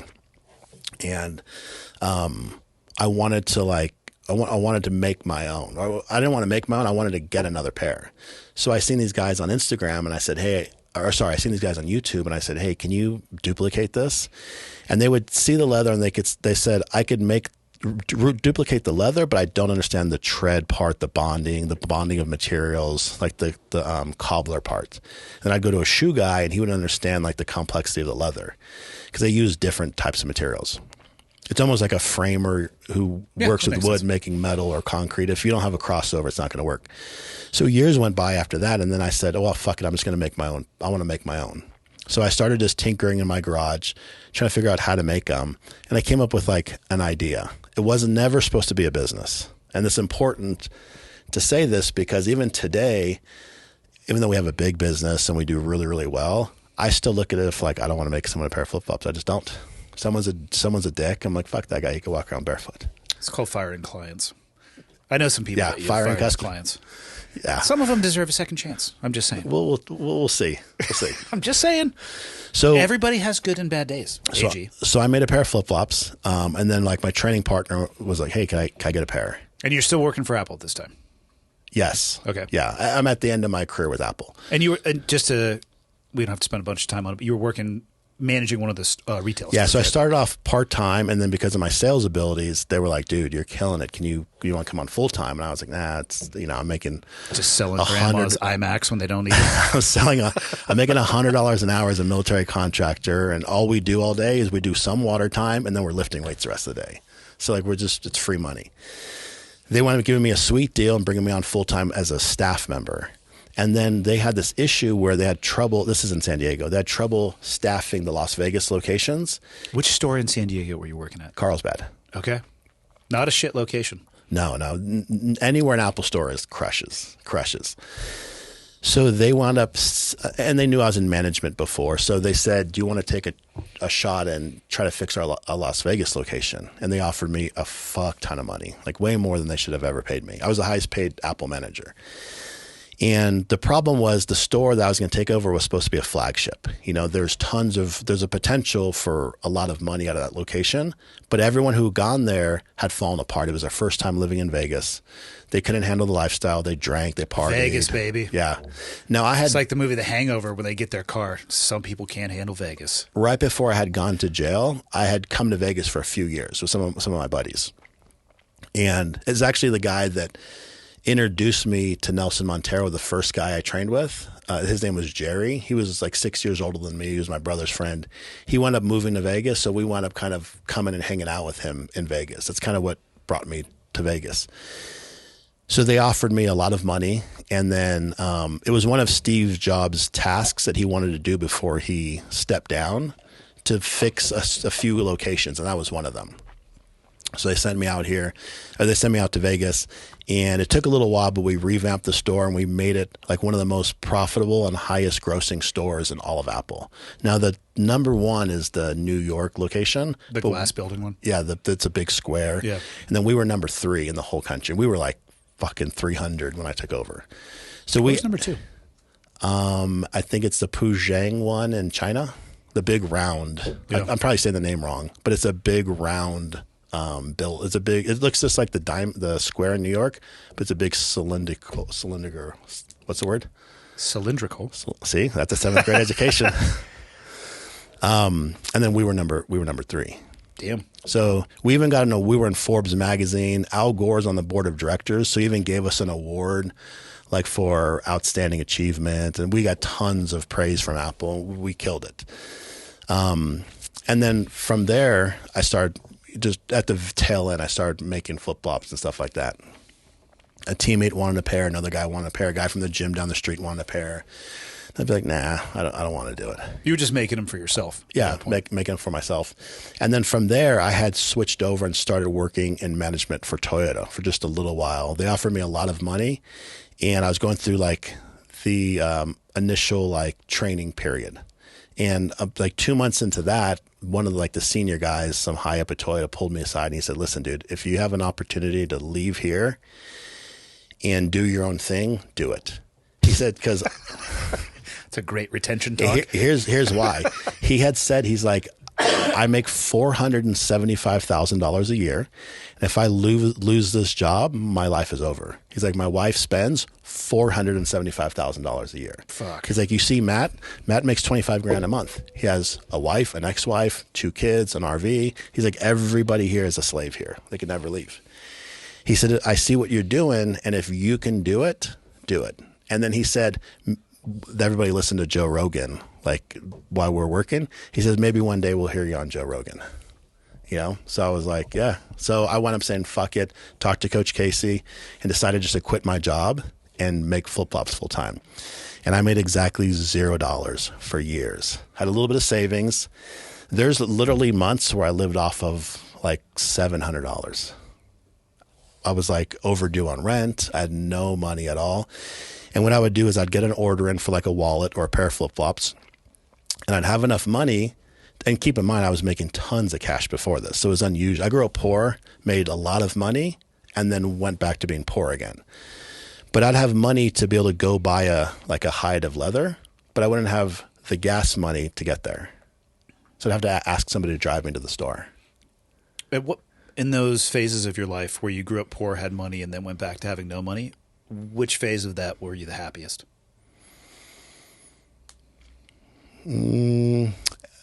Anytime I was diving, I was the happiest.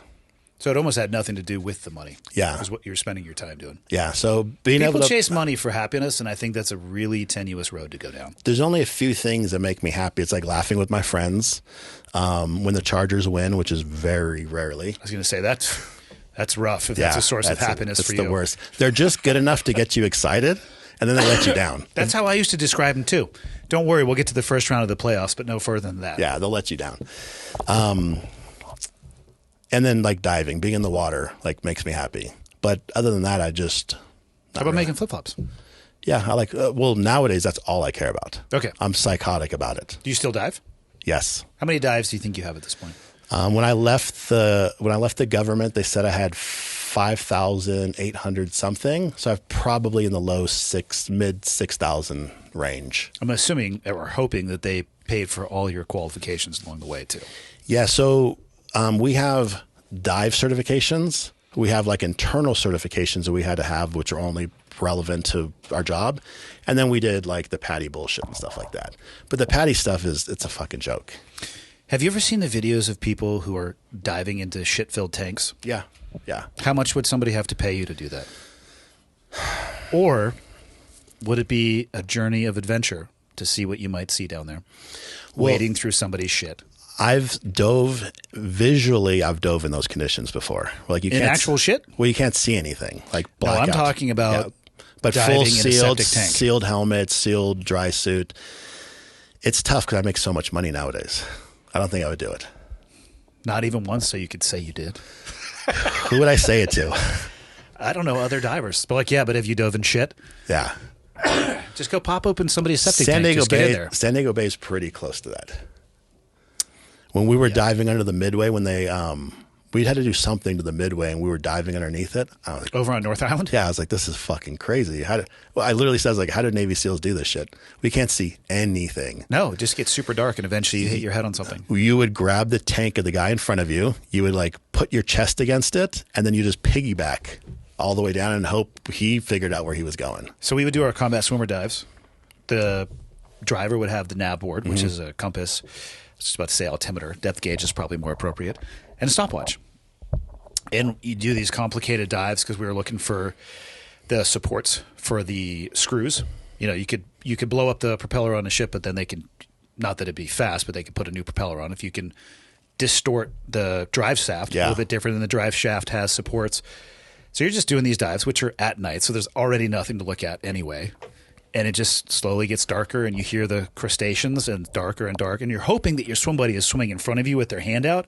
Most of the time they're not, and eventually it's just you get a little bit of a neck adjustment, and here we are on the ship. Yeah, it sucked. It quickly, anything ocean related, and especially at night, quickly separates the men from the boys. It's a different world down there. I think you were an instructor at Budge, right? Yes. I think I saved you from having to What do you guys call when you kick somebody out, or when somebody rings out, or when somebody gives up? If they quit, it's a DOR, drop on Okay, request. DOR. They can get washed out of training for other reasons. I feel like I saved you guys from a lot of those guys because I had tons of a lot of buddies that wanted to be Navy SEALs, and I said, let's just go swim out in the ocean, past the waves at night, and then they're like, fuck this. They never wanted to do it ever again. Yeah, that's kind of the minimum job requirement at some point in time for that. But that was enough to get them to quit. Yeah, their tenure would have been short at the training So they're pipeline. painting ships now or something like that in the Navy. You know what's fascinating about buds, though? It's not like there's a vacuum of information. Like it's air gapped and held in this skiff about what happens at the program. And in every class, on the first day of training, there's like 20 or 30 quitters. What the fuck did you think you were signing up for? First day? I'm talking honestly, AG, within the first hour sometimes. Nobody told me I was going to get yelled at. Well, then that just makes me wonder, like, what kind of upbringing they had. I remember being yelled at many times. I grew up on my dad's construction site. I remember being in boot camp, and I'm not trying to disparage anybody's upbringing, but there were people crying themselves to sleep at night and pissing their bed so they could say they couldn't handle being in the military. And I was laughing. Like, this is easier than working for my dad in the summer. Yeah, come to jail. Context. Yeah, it's all about the context. Where were we? We were talking about you transitioned out of Apple and you... Yeah, so making the flip-flops. Yep. So we wound up growing and getting bigger and bigger. Bigger meaning like tiny, like growing in size. And just getting better and better with the product. And I had this psychotic obsession of never giving up on quality, never giving up. My goal was to make the best pair of flip-flops in the world because I was tired of everything breaking. They always used synthetic materials. They were always made in China. And even if they made them in the United States, they were made with Chinese materials. And they were always very, very low quality leather, similar to like a particle board. And the construction just didn't make sense to me on how they had placed the thong. They laid it between layers and it would always pull out. Like it's the most critical part, but it was the weakest part. It made no sense to me. And so I was psychotically obsessed with making like the best pair over and over and over again. And people were buying them. And I was like, those suck. You don't want to buy these. And people would message me, be like, can I buy a pair? I'm like, no, they suck. You don't want to buy them. And I tried talking them out of them. But people would see them. They'd want them. And then it just grew.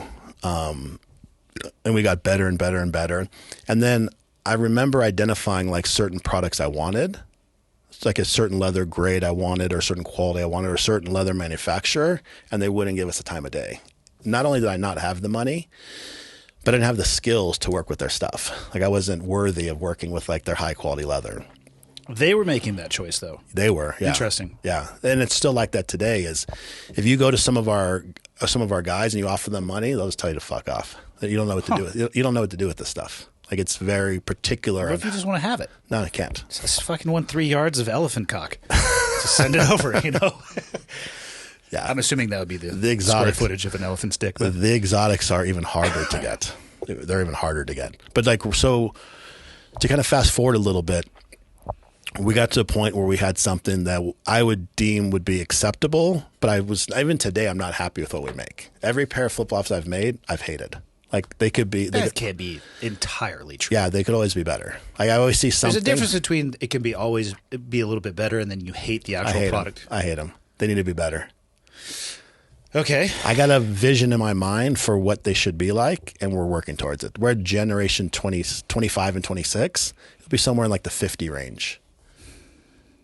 Okay. We're quite a ways away from where I think they could be. So really the magic of our flip-flops is we use this leather called a vegetable tanned leather. So when you get an animal hide, you have two choices. You either do the modern way of tanning it, which is a preserving process, and it's usually done with chromium. So it's chrome tanned. So the people we know that make stuff in America like boots, wallets, belts, gun holsters, most of them are using chrome tan leather. It takes like a day to make for the tannery. It's very cheap. And it makes a very soft, supple leather that doesn't have a lot of strength to it. That's the modern way of doing it. Plus, it's extremely toxic because it's made with chromium. It's not really allowed to be used in the equine industry, the horse industry, because it'll burn the hair on a horse. So the contact with it will. Yeah. Oh, interesting. But people use it on their body all the time. all the time. They make flip-flops. Most flip-flops are made with that type of leather.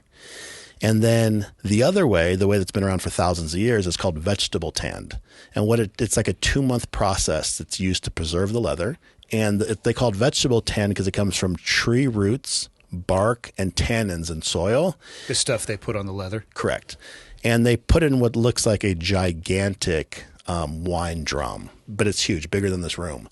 And it turns and it mixes and it starts to preserve the leather and cure the leather.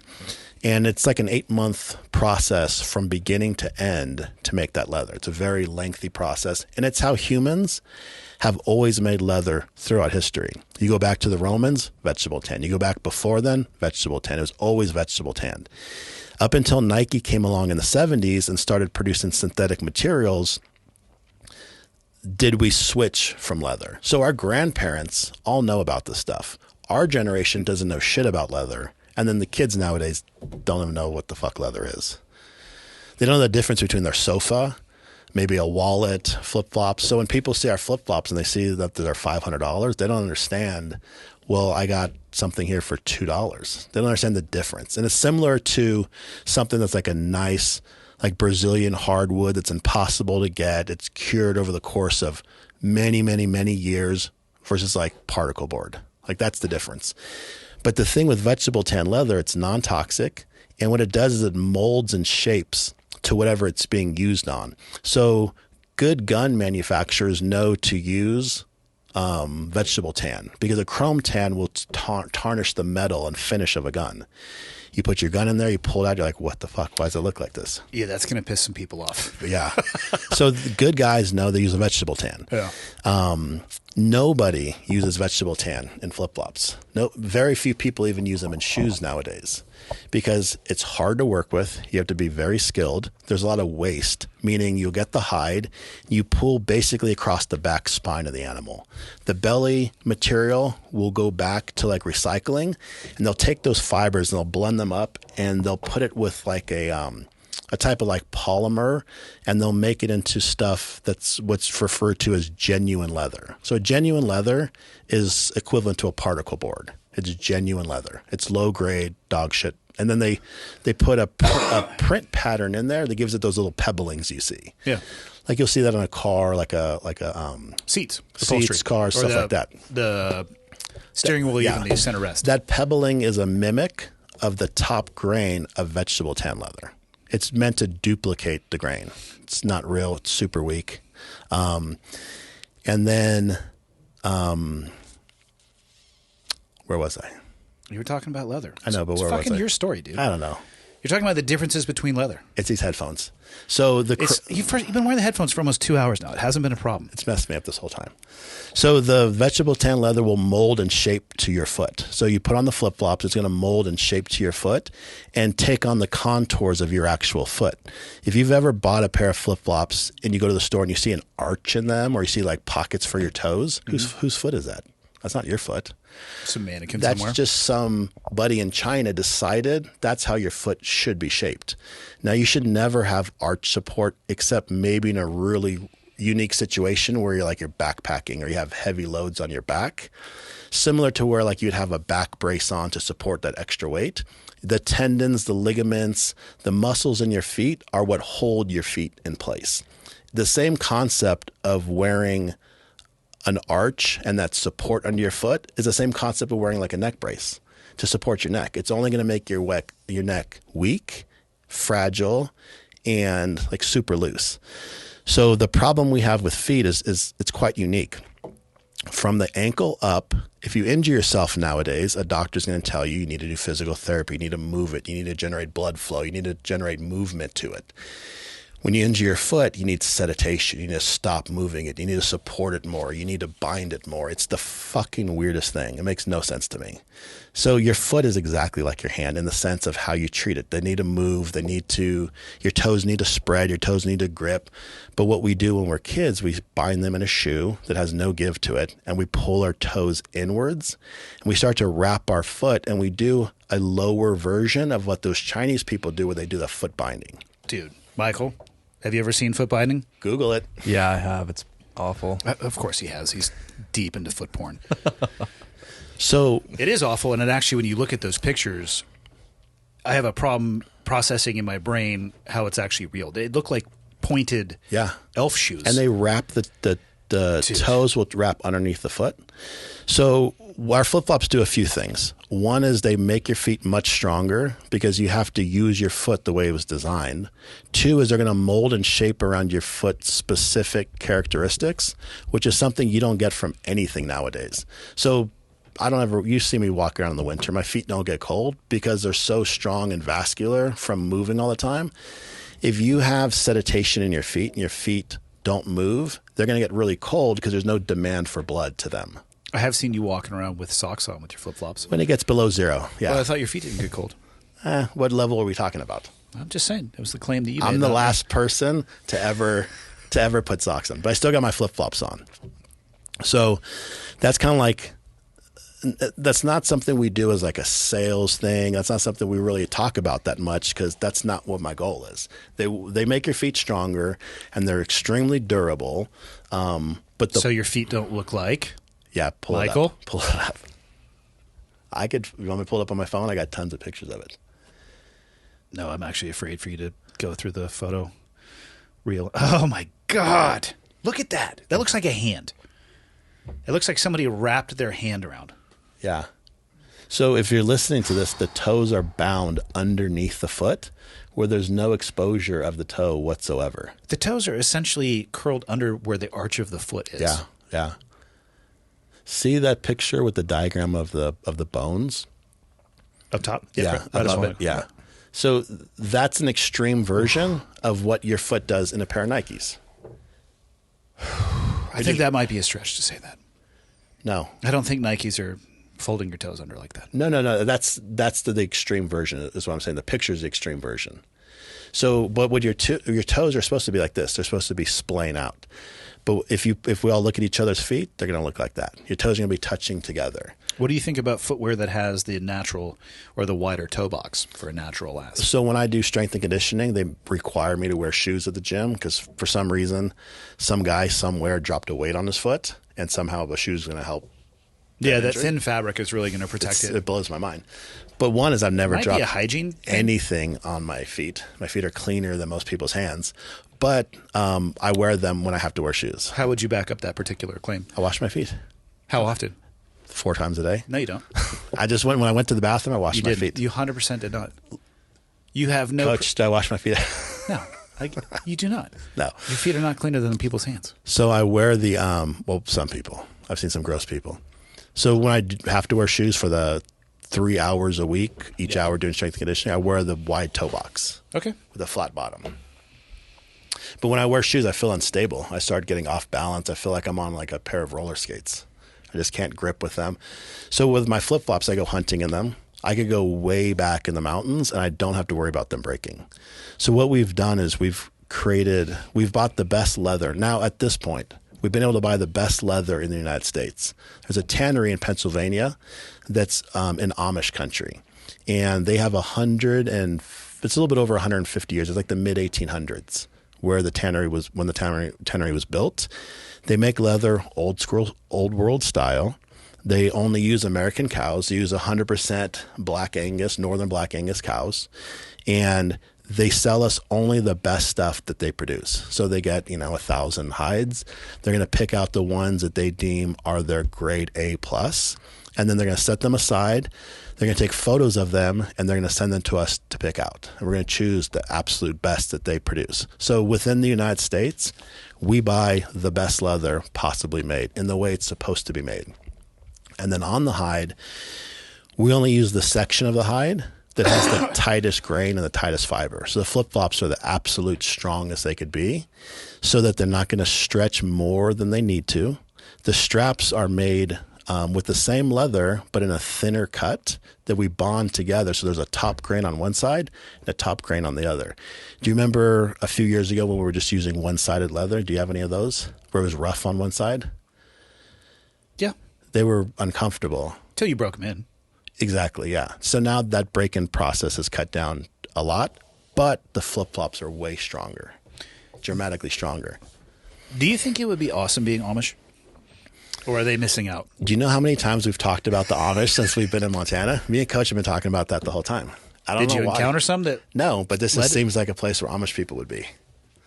Michael's from Montana. Are there a bunch of Amish people? You know why? There are Hooterites, which is very No. similar. Here's why.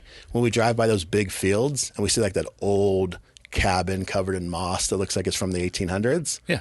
Like that's the type of person that lived there. But is it awesome?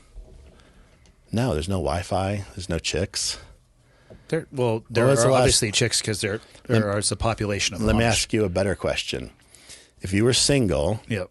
and you had to pick between an Amish chick and a chick from Ireland, Am I Amish? no, you're you. Is there an option C? I don't like binary choices. Yeah. You're like, would you rather get shot or stabbed? Like, that's fucking stupid. Why? Where's my other option? I think they probably have the two ugliest amount of girls on the planet. I'm just saying, if you were born Amish, you wouldn't know that you're missing out on Wi-Fi. Maybe they have it. Maybe they have it nailed, and we're all fucked up because of all the information we have access to. I don't think so. I'm not saying either way. I'm just. Can you an imagine interesting thought experiment? if you went to an Amish person who's like 50 years old, right? They've lived their whole life happy, and then you showed them fake tits. Do you know how it would ruin their life? They've spent their depend on the whole person, I think. they've spent their whole life not knowing about fake tits, and you're like, dude, what the fuck? Yeah, but fake tits have a shelf life on them too. At some point, they go back to being regular tits. Just buy new ones. I don't know. I don't know if that works when you're 70, AG. I live in Las Vegas. I've seen some like 70-year-old chicks Yeah. with great tits, but I live in Las Vegas. At the end of the day, though, at some point, you're going to go back to your natural self. Amish girl. I mean, I don't know what that 50-year-old would say. Yeah, I feel like if I was Amish, I'd be super. I was like, this. I lived my whole life. I didn't know about this. There's more to life than fake tits, though. Name one other thing. That is good in life. Yeah. Fake tits. Finding an awesome person to spend your life with. Doing jujitsu. That's okay. Just because you have commitment issues doesn't mean the rest of us do. I do. That's I see, fine. but I don't get it. You don't get what? I don't get it. Like when I see people like married, Yeah. there's people like you and Coach. You guys are happily married, Yeah. but I wouldn't ever change my life for that. And when I see people that are That just unhappily, means you're selfish. No, not at all. What you just said is literally the definition of being selfish. I'm quite giving. Quite giving. Okay, we can kind of But when parlay it I- however you want to, but when you say, I would never change my life for that, that is literally the definition of being selfish.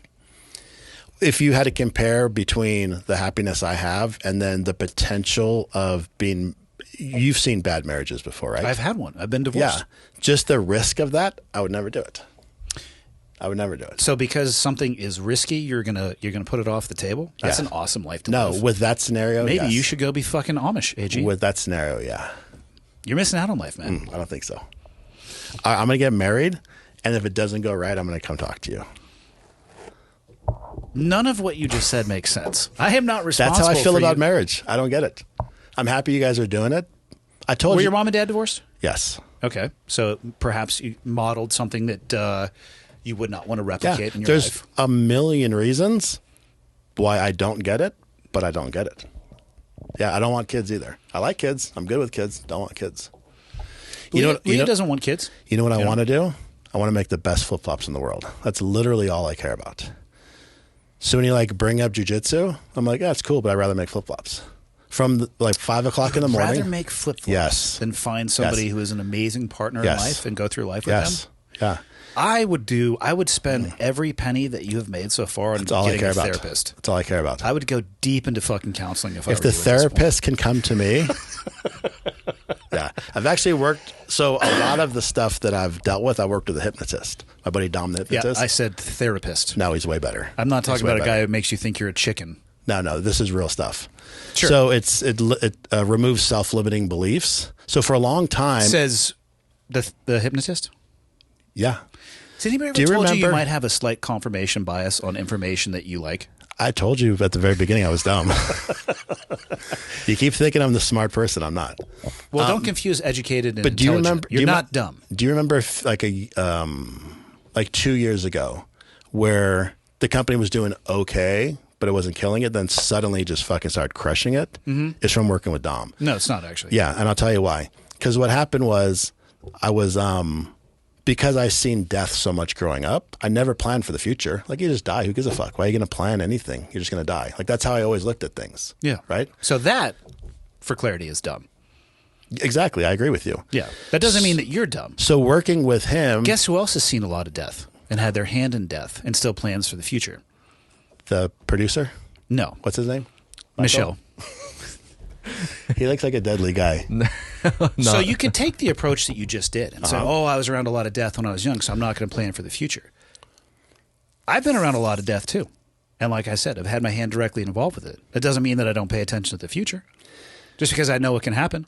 You know what it's actually given me? A greater appreciation for the future and what's possible. And you're a much better, more mature person than me. I'm not. So a lot of that's a choice, AG. I know, but listen, I'm not saying one's better or worse. I'm saying that's how I was. Okay. That's how I was. So I never planned for the future. I never planned on anything. It was just, we're just going to go and see what happens. Now that's changed, you know, and I realize it's because of how much fucked up shit I seen growing up. So I was able to work with somebody that could help like remove those beliefs. And now we have such a crystal clear plan over however long I stay alive. 90 years, 100 years, 70 years.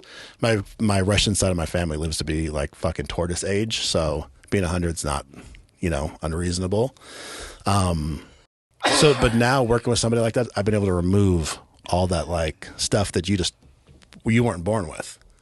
And did you see a lot of death and shit growing up, or was it Nope. later in life? So I seen that from the very beginning of life.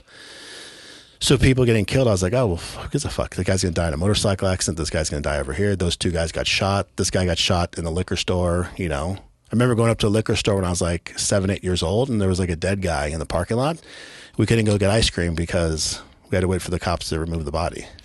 If you don't take the time to deal with that at some point in your life, and I mean beyond hypnotism, it's going to come deal with you when you don't want it to. Well, that was me dealing with it. Do you know anything about hypnotism or no? Because it's not the TV show chicken thing. So what it is, I know very little about it. let me tell you the little bit I know. So think of it like a therapy session, but also doing like meditating. So you're deep in thought. You're going like deep into your past. You're going deep into like your subconscious. While you're being guided by someone who's an expert in it. It's not like, okay, what's going to happen is I'm going to snap my fingers. That's like a magician. That's not what real hypnotism is. It's and then there's timeline therapy where you work your way back through events, and you could pick stuff up subconsciously that you like. I didn't. Oops, sorry, I hit the mic. I didn't know that was a thing that held me back when I did it. How much work did you do with them? Probably 4 months worth, maybe 3.5 months. So a couple times a week for many weeks. But almost right away, I seen there was a huge difference. There was what I call a breakthrough, you know? What did you notice in yourself? Well, one is I didn't know that was a thing. Like I didn't know why I didn't plan for the future. I just knew I didn't. Okay. So being able to discover that was gigantic. And then realizing that was only because of that event. And we're all going to die one day. Like nothing stops that. But now that's gone, I have crystal clear plans for the future. You know, what I want to do, where I see myself, certain goals, and just been hitting those goals nonstop ever since then. So that's awesome. What about the trauma you grew up with? What about it?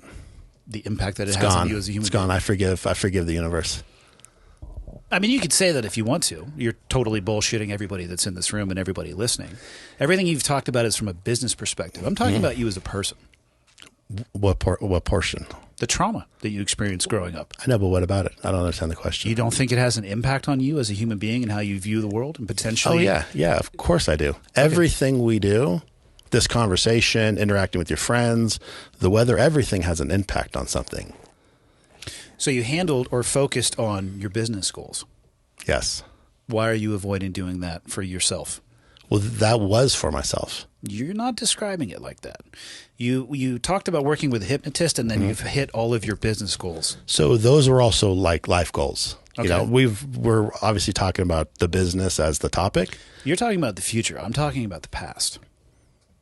Maybe I don't understand your question. What have you done to work through the things that you experienced growing up? Well, one is first acknowledge them. That's Okay. the big part. Well, let me back up. Not even acknowledge them, even realize, because ignoring something, right? So I've had friends who have done combat stuff and you know something bad happened, but they don't address it, right? I didn't know something bad happened. That's the difference. Oh, yeah. It's normal to see people just shot at a liquor store and, rip somebody's face off in prison. Totally normal. Well, it's not bad at all, right? Well, that was how I grew up. So when I met Come on, dude. As a human being, you know that shit's fucked up. No, I'm fucking serious. I don't. Because guess what? The dude across the street, he's seen the same thing. The house across the street, my neighbors, my cousins, they all seen that same shit. That's where we grew up. Doesn't mean it's normal. That just means that's the ecosystem you grew up in.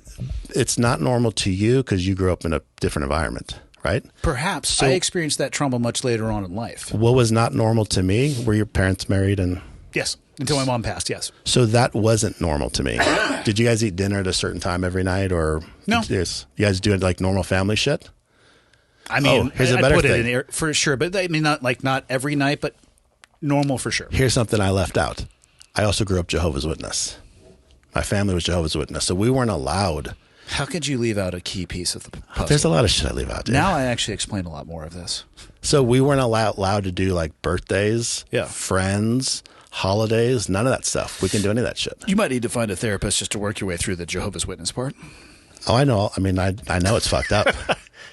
I was the one that told you I was fucked up.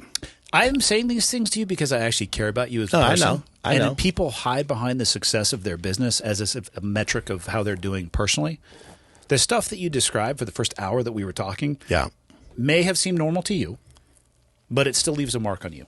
And you can either choose to deal with that mark or it will deal with you in the future. I don't disagree with you, and I'm not disagreeing with you. But you just have no plans to deal with it? Well, that was my plan. Let me ask you this. What would you suggest I do? I would suggest you spend some time talking with somebody who's a professional on offloading that particular trauma and the impact that it can have on the development, because you experienced most of that before your prefrontal cortex was completely developed. I thought that's what we were doing. You're not the expert? I'm not a therapist. Damn it. I can talk to you about the years that I have spent talking to a therapist, whether it was every single week when I was going through my divorce or the stuff that I talked with the therapist about from my military career and the impact that it had on me. Yeah. So but I am not a therapist. So I don't disagree with you on anything you said. But because we're talking about the business, that's the highlight of everything. But as far as like being a good person and making like the right choices in life, treating people well, enjoying life, hitting like personal goals, that's super important. That's something I focus on constantly. Developing my team, developing my friendship, being a better friend, stuff like that. Can I ask Coach a question real quick? Have you noticed a difference since I started working with Dom on like my friendship and how I interact with people and stuff like that? Yeah, for sure. I mean, there is one particular person that you made amends with. Yeah. There's a lot of people I was like, fuck that guy. I want to kill that guy. There's a handful of guys in jiu-jitsu. I legitimately wanted to kill them. And then I was like, fuck it. What did they do to you? Just shitty stuff. Like cowardly shit, They like twisted your nipples when you were rolling, or what are we talking about? Yeah, they're like dripped sweat on my face. You know how weird that shit is. Or they wrist lock. Sometimes that just shit. Hey, they wrist lock? lock? Yeah, I was going to say fucking foot locks. I would fuck those people. What do you got, Casey? I've been trying for years to get him to forgive people because I forgive everybody for everything. And this is like a common argument that we have. And then he came to me one day and was like, hey, this particular guy squashed it with him. And so, I mean, I've seen some improvement. Optimal word, some. Yeah, see? What I would say to you is this. You may not even realize how it may change your life if you invest the time in it. Maybe it doesn't do shit. Or maybe it completely restructures the way that you think about the universe. So just so I'm perfectly clear, so to go back and talk to a person, right, about, hey, I grew up fucked up, and just, you mean so talk more about what I've done? I would talk with somebody who is an expert at childhood trauma. I'm down. What's the downside to it? No, I'm down. Yeah. I didn't know I needed to talk to anybody, but because we're friends, and if you see something that you think I need, I would totally do it. Even somebody who I didn't know and have a friendship with like you, if they described for me a situation that they grew up and through, I would still have the exact same suggestion for them. Trauma is trauma. Not all trauma is the same, but I think it's all you're putting weight into your backpack. And at some point, it can become unbearable for people, and they don't even know that it's usually the person putting it in their themselves. So, but what I don't want you to think is that I thought it was normal and I'm ignoring it. I want you to truly understand this is how we grew up. Yeah. So when I would watch a TV show, right, and we would see like a Home Alone, where like families, I was like, what the? This is so fake. What are they doing? Nobody hangs out as families and eats dinner You didn't together. watch Home Alone like a documentary? That's so weird. No, but the scenario. Of course it's fucking fake. It's a movie. You're missing the point. The fact that they're together, like just hanging out, like the very beginning, the family's hanging out. Oh, the they're- family dynamic in and of itself. Thank you. Yeah. That to me is like, oh, it's fake. What the fuck are we watching? Any TV show that was like that, it just seemed fake to me. I didn't know people did that. So you're not responsible for the trauma that happens to you in your life, but you are responsible with what you do with it. And if you deal or talk with somebody who is an expert in it, they may be able to actually change the way you view a dynamic like that.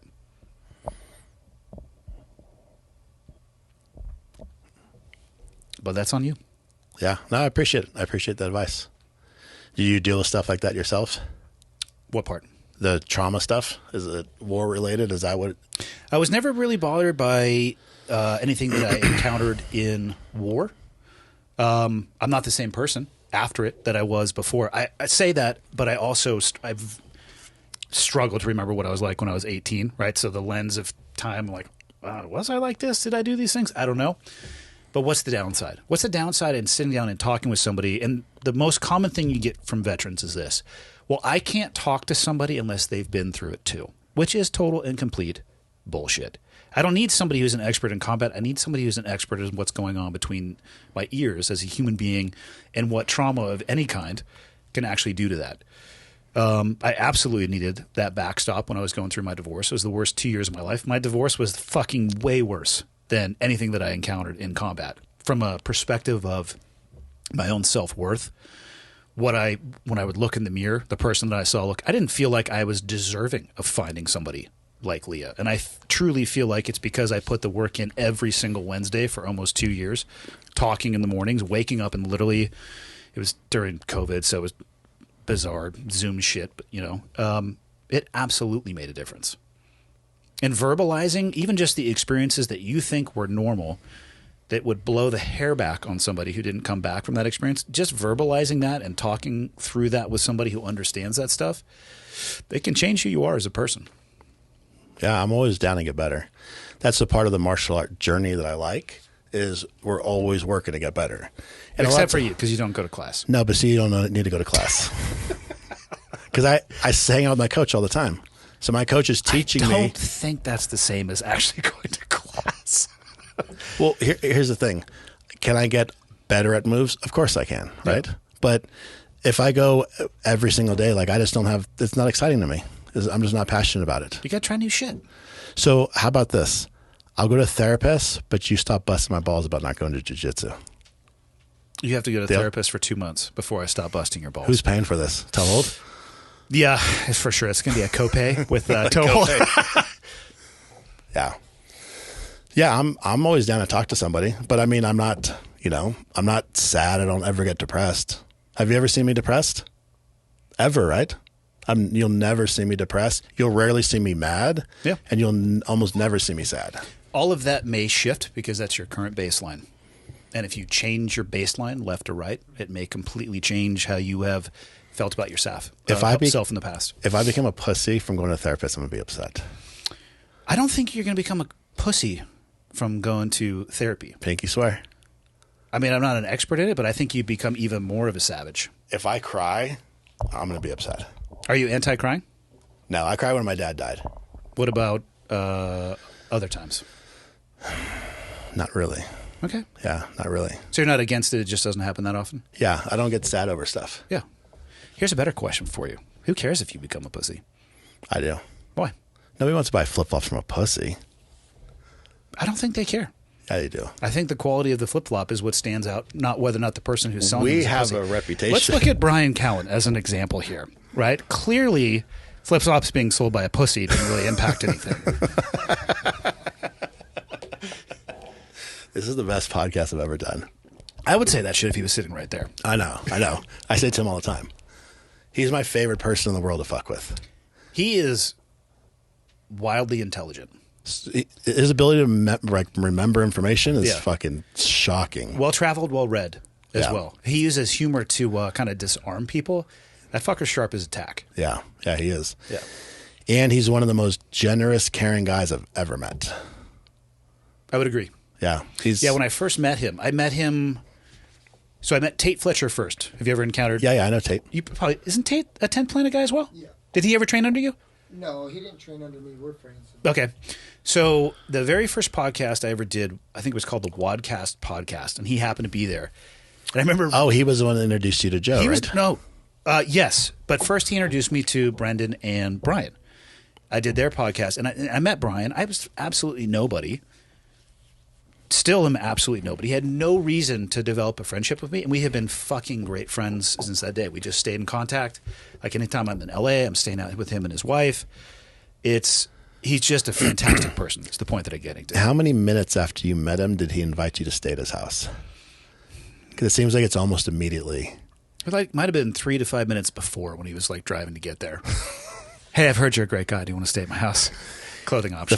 He's the best. Within like a minute of meeting him, he gave me his phone number. I'm like, you don't even know what kind of person I am. He just seen I had a 10th Planet hoodie on. He's like, what's your name? Where are you from? Yeah. Here's my phone number. Let's hang out. But Tate was the person who introduced me to Joe. Yeah, Tate's cool. Joe was kind of the same way, though, too. He has no reason to develop a friendship with me. And I mean, I'm not by any stretch trying to say I'm in Joe's inner circle, but he's a good fucking dude. Right when I first initiated a divorce, I get a call out of the blue from Joe, and he just called to see how I was doing and chatted with me for like an hour. Like, there's very few people who would do that, especially in that type of ecosystem or orbit that he's in the world. Yeah. It meant a lot to me. That's good to hear. Yeah, everybody said nothing but good things about him. He's exactly the same on the air as he is off. He's just shorter, you know. He's in a booster chair when he's on that side of the table. I'm not actually sure. I've never looked at his side of the table. Are these the same chairs that are in Rogan's studio? Yes. And I know that because I crawled under there after I sat in there the first time and took a picture, and then ordered them after I saved up a bunch of money. You're right. When I first sat in these, I wasn't sure, but these are really comfortable. They're comfortable. Yeah. Yeah. How much are these? Over $800 a piece, but they're not $900. I can't remember the exact. Toehold needs a bunch of these. Why? For our desks. What fucking desks do you have? Remember all the desks? Oh, you haven't been over to the shop in a while. Well, you have the ones on the inside, but everything's standing up on the outside. No, the new inside area, we have a 3 seating area. So for a final assembly, we have the big metal desk where the 2 assembly guys sit. Then we have another one off to the side now. I think save the money on the chairs and air condition your garage. Controversial, I know. No. You're right. But here's the thing why the air conditioning doesn't work is because we have to ventilate it for the adhesives that we use. So what we've done is we've come up with a new blend of adhesive that we're testing over the winter. I have a better idea. Air condition and make them wear a scuba tank while they're working. Right? Yeah. Keeps them current. Maybe they can get some quals. Yeah. Does it count as a dive? I would log it. That's funny. So we're going to probably move into a shop early next year if the right shop comes up.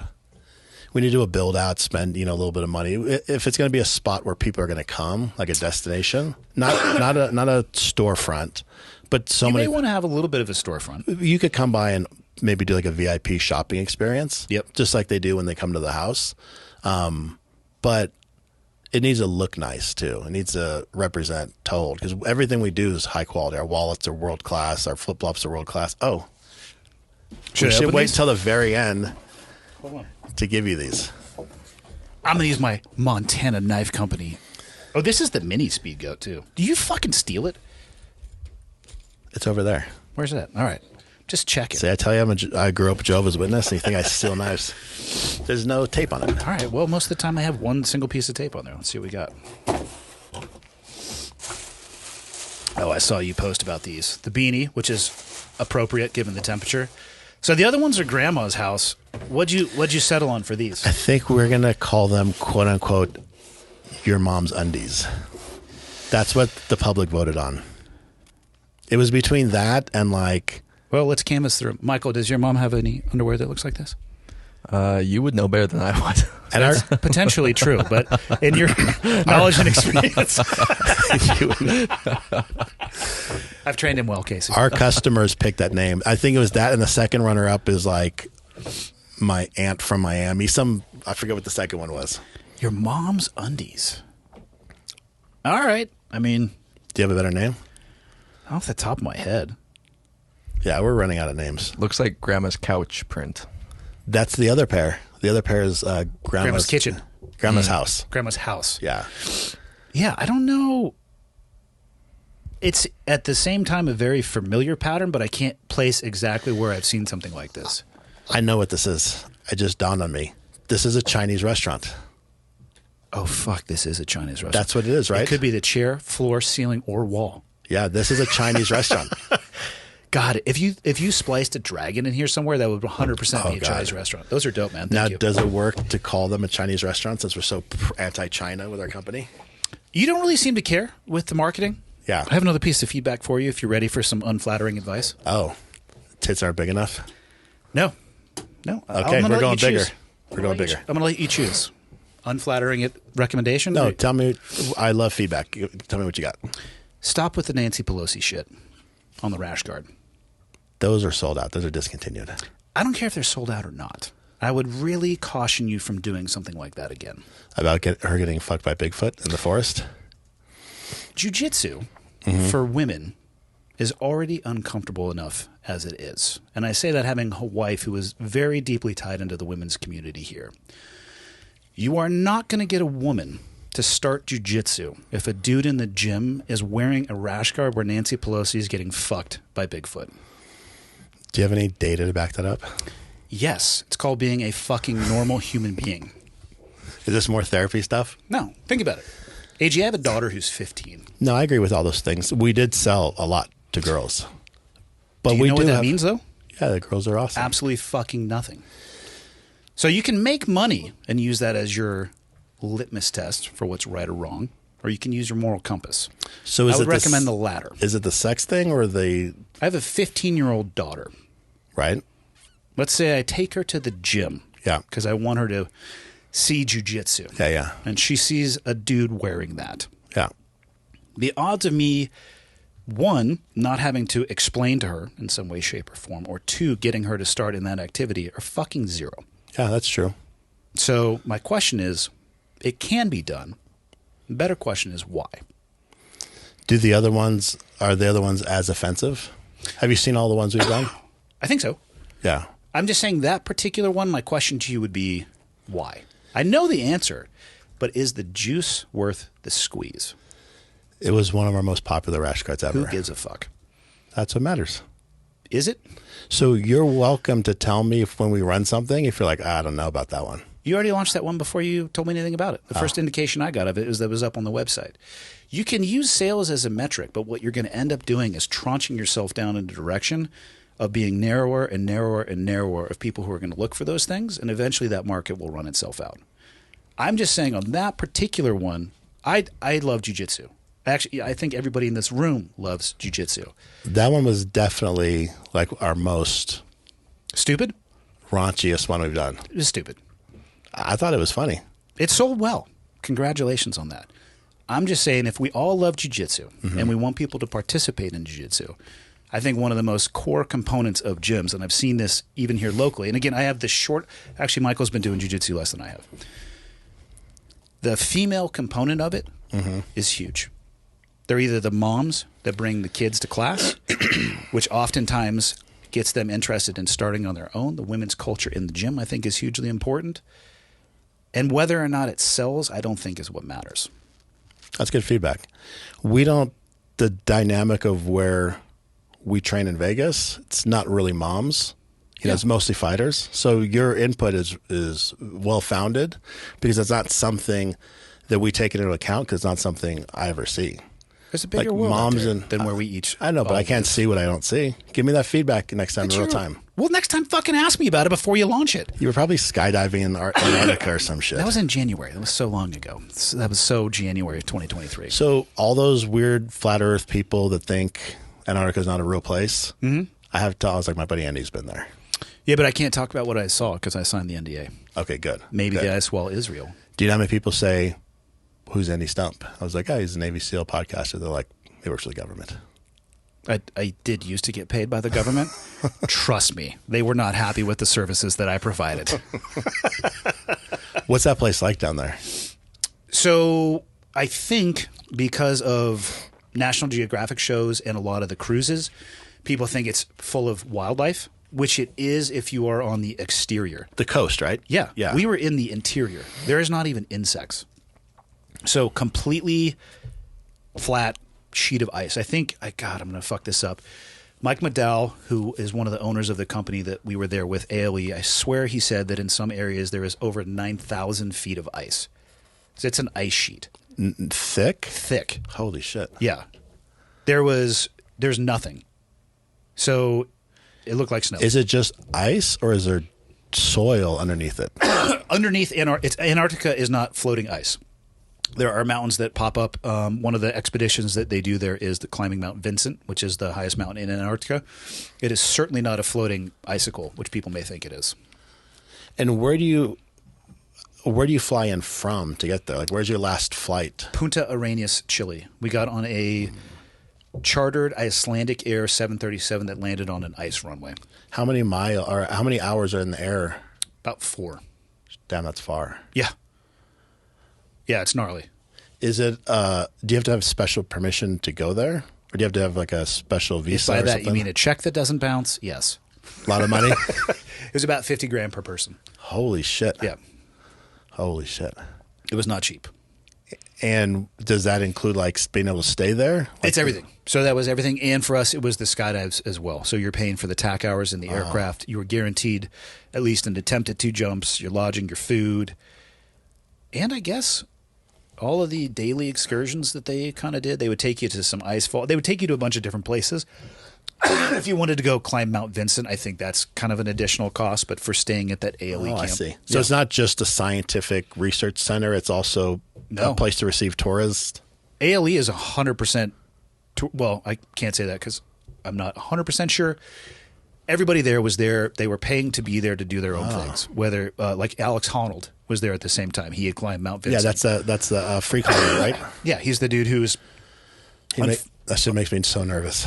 I knew he was alive while I was watching that movie, and I was gripping the fucking sofa and sweating profusely. So he needs to stop doing that immediately. They had people who cross-country ski to the North Pole. They have people.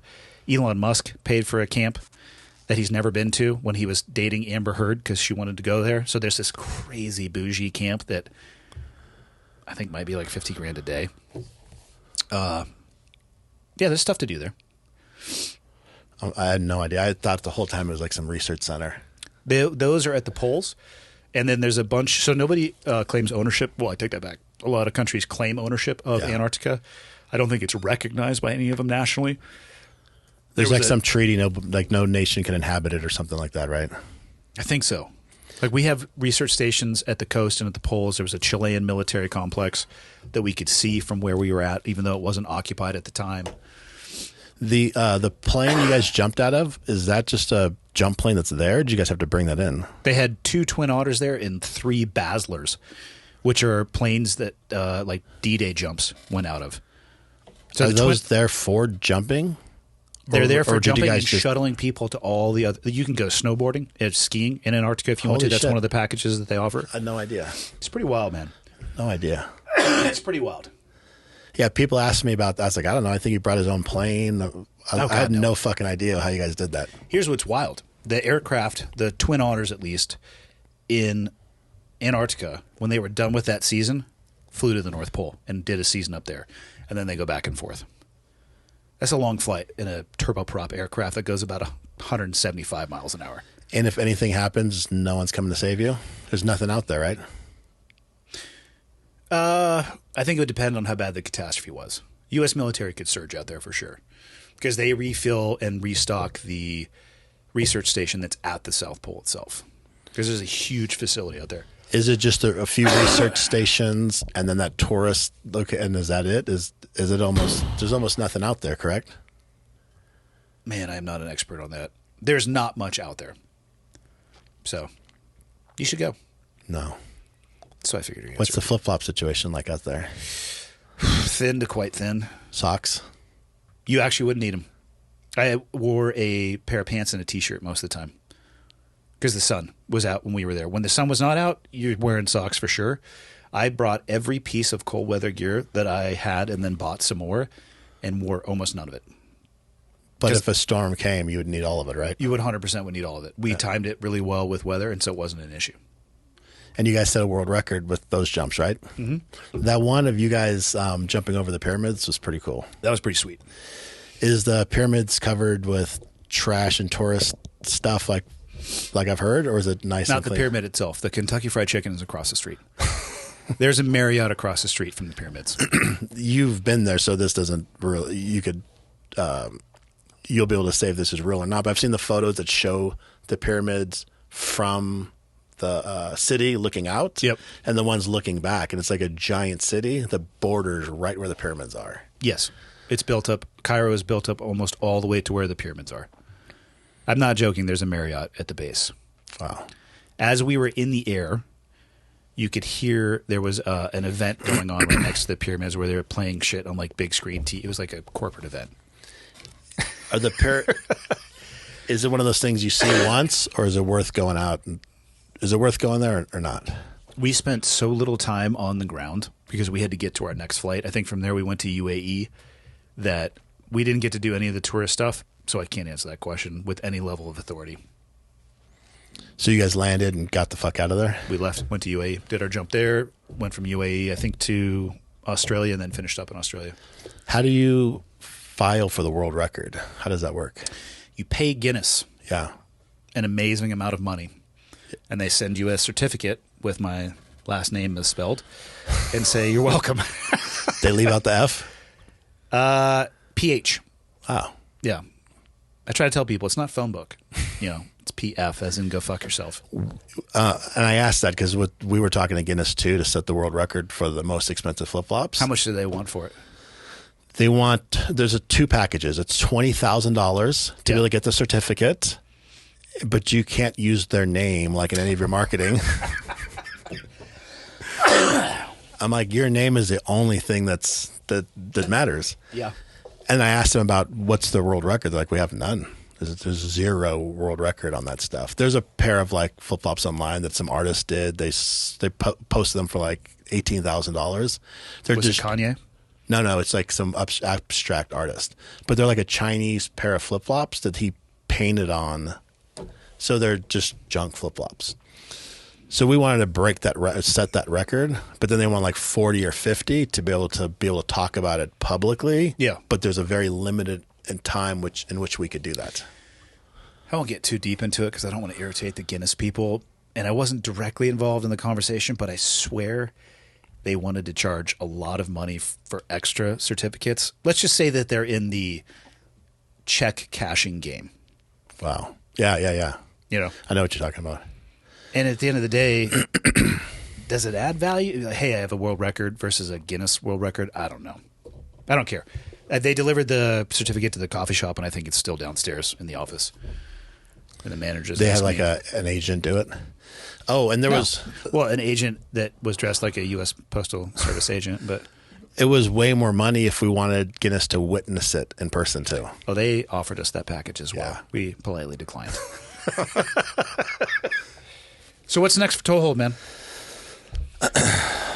Well, we're going to our holiday season. Yep. So because of our lead times, which we've cut down to about right around 8 weeks, we're going to cut off Christmas orders pretty soon. 8 weeks, you said? Yeah. Oh, shit. We're right at the line. I was going to say this was going to come out in 2 weeks. I could accelerate this and put this out next Monday, but that would only buy people 1 week.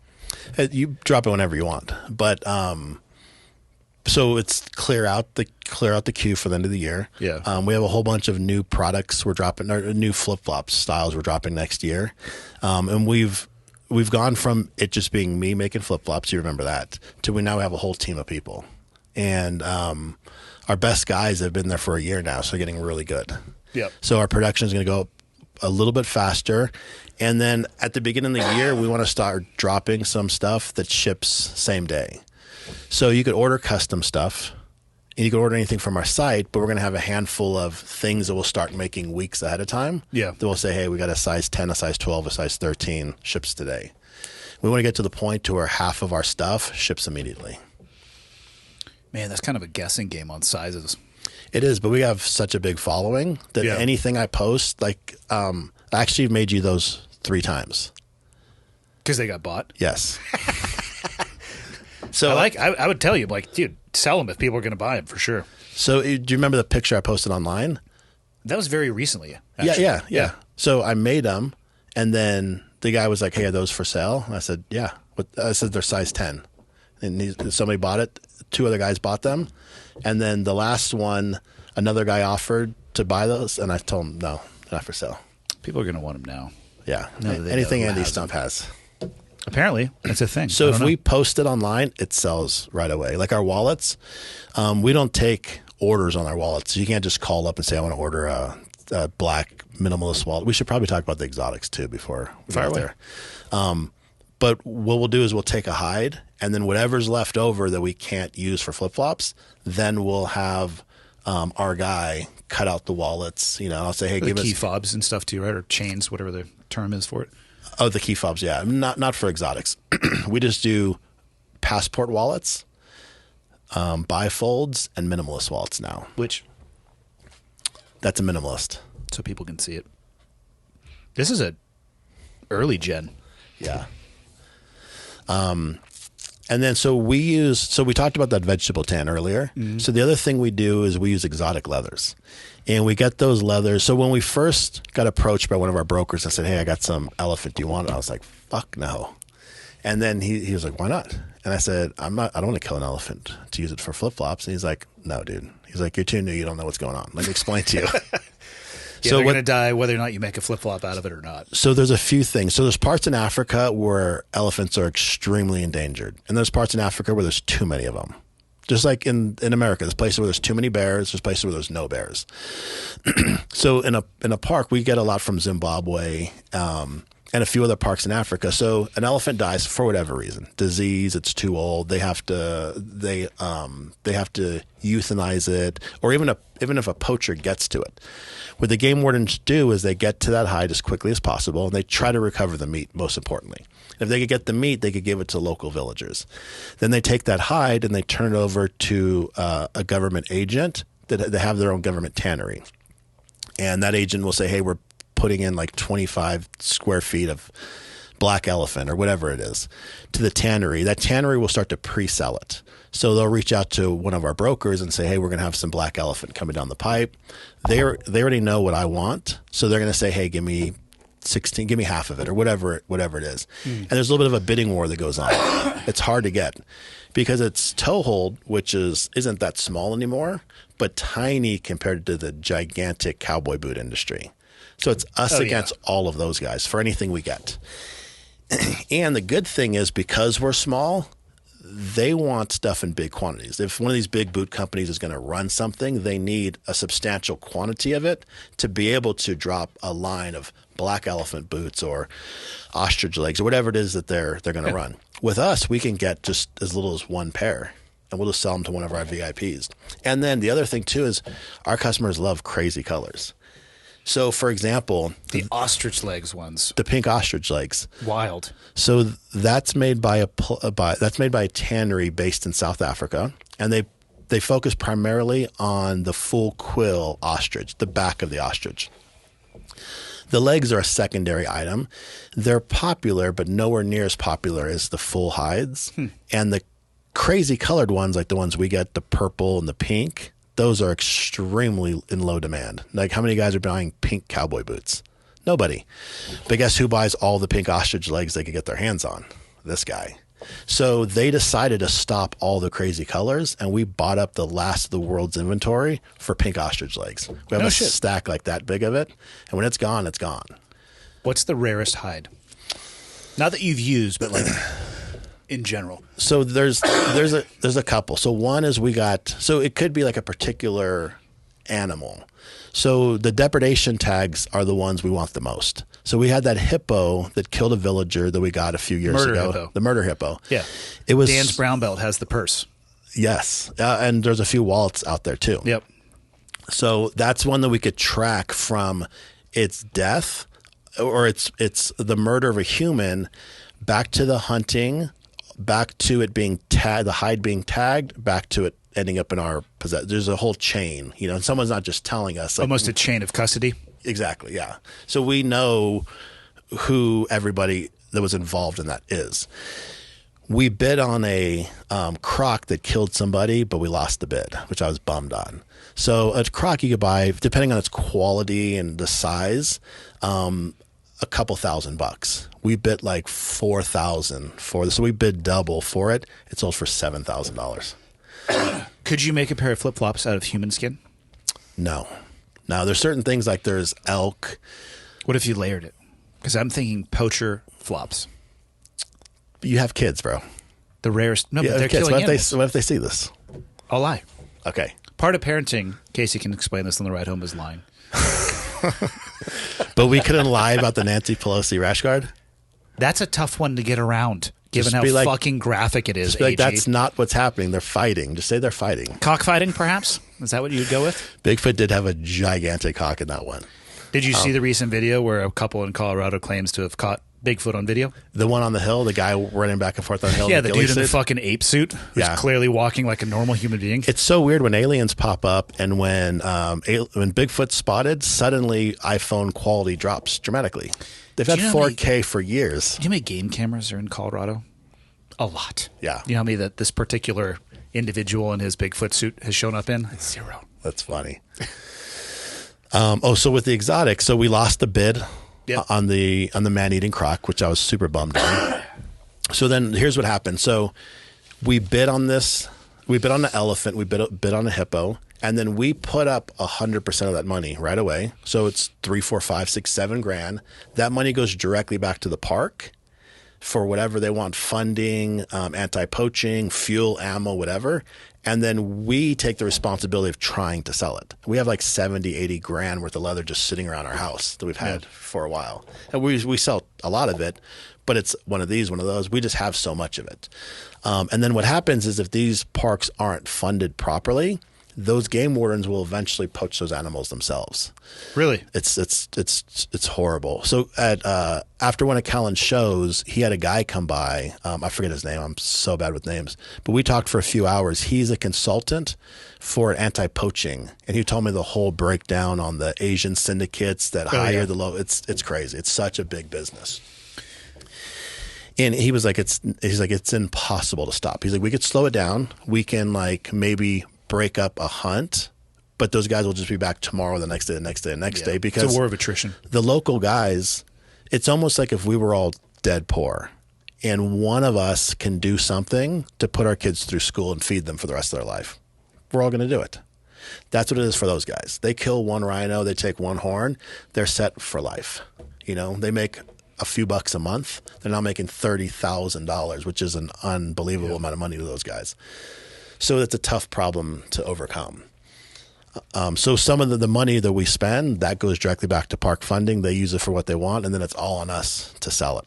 Yeah. So as far as the rarest hide, we have what's called a Himalayan crocodile. It's The not white one, isn't it? Yes. So it's not actually from the Himalayas. It's an albino Nile crocodile that has these very particular ridges on the side that look like the peaks of the Himalayas.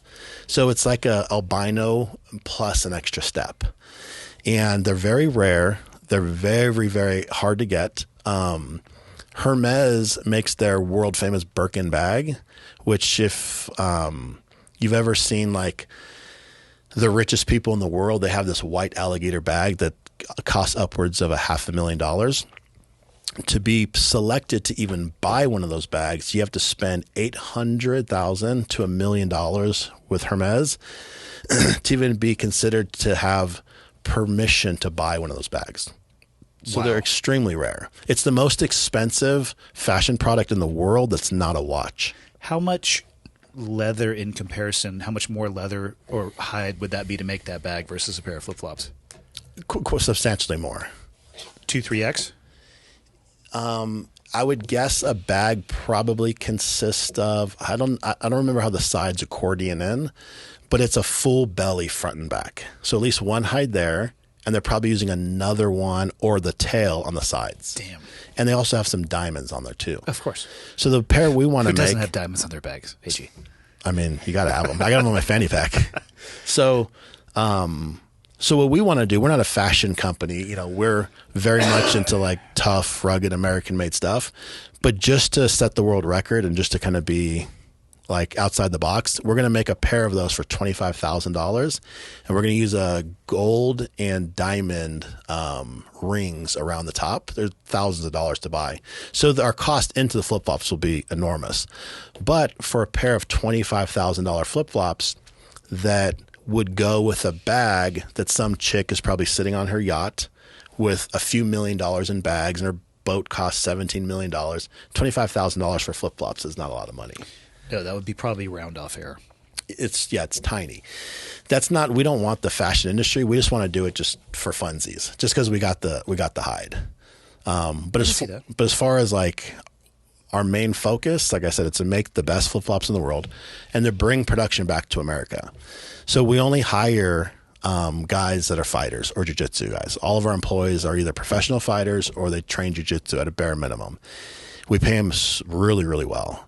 They start off for like an apprenticeship, they start off at like $20 an hour, and then they make double that, even a little bit more once they're skilled. And it takes 550 steps to make our most basic pair. There's so many steps involved in cutting and picking and laying everything out, and then beveling the edges and sanding and shaping them and dyeing them and waxing them and finishing them. And then our like final product, our final inspection is we probably kick out 2 to 3 out of every 10.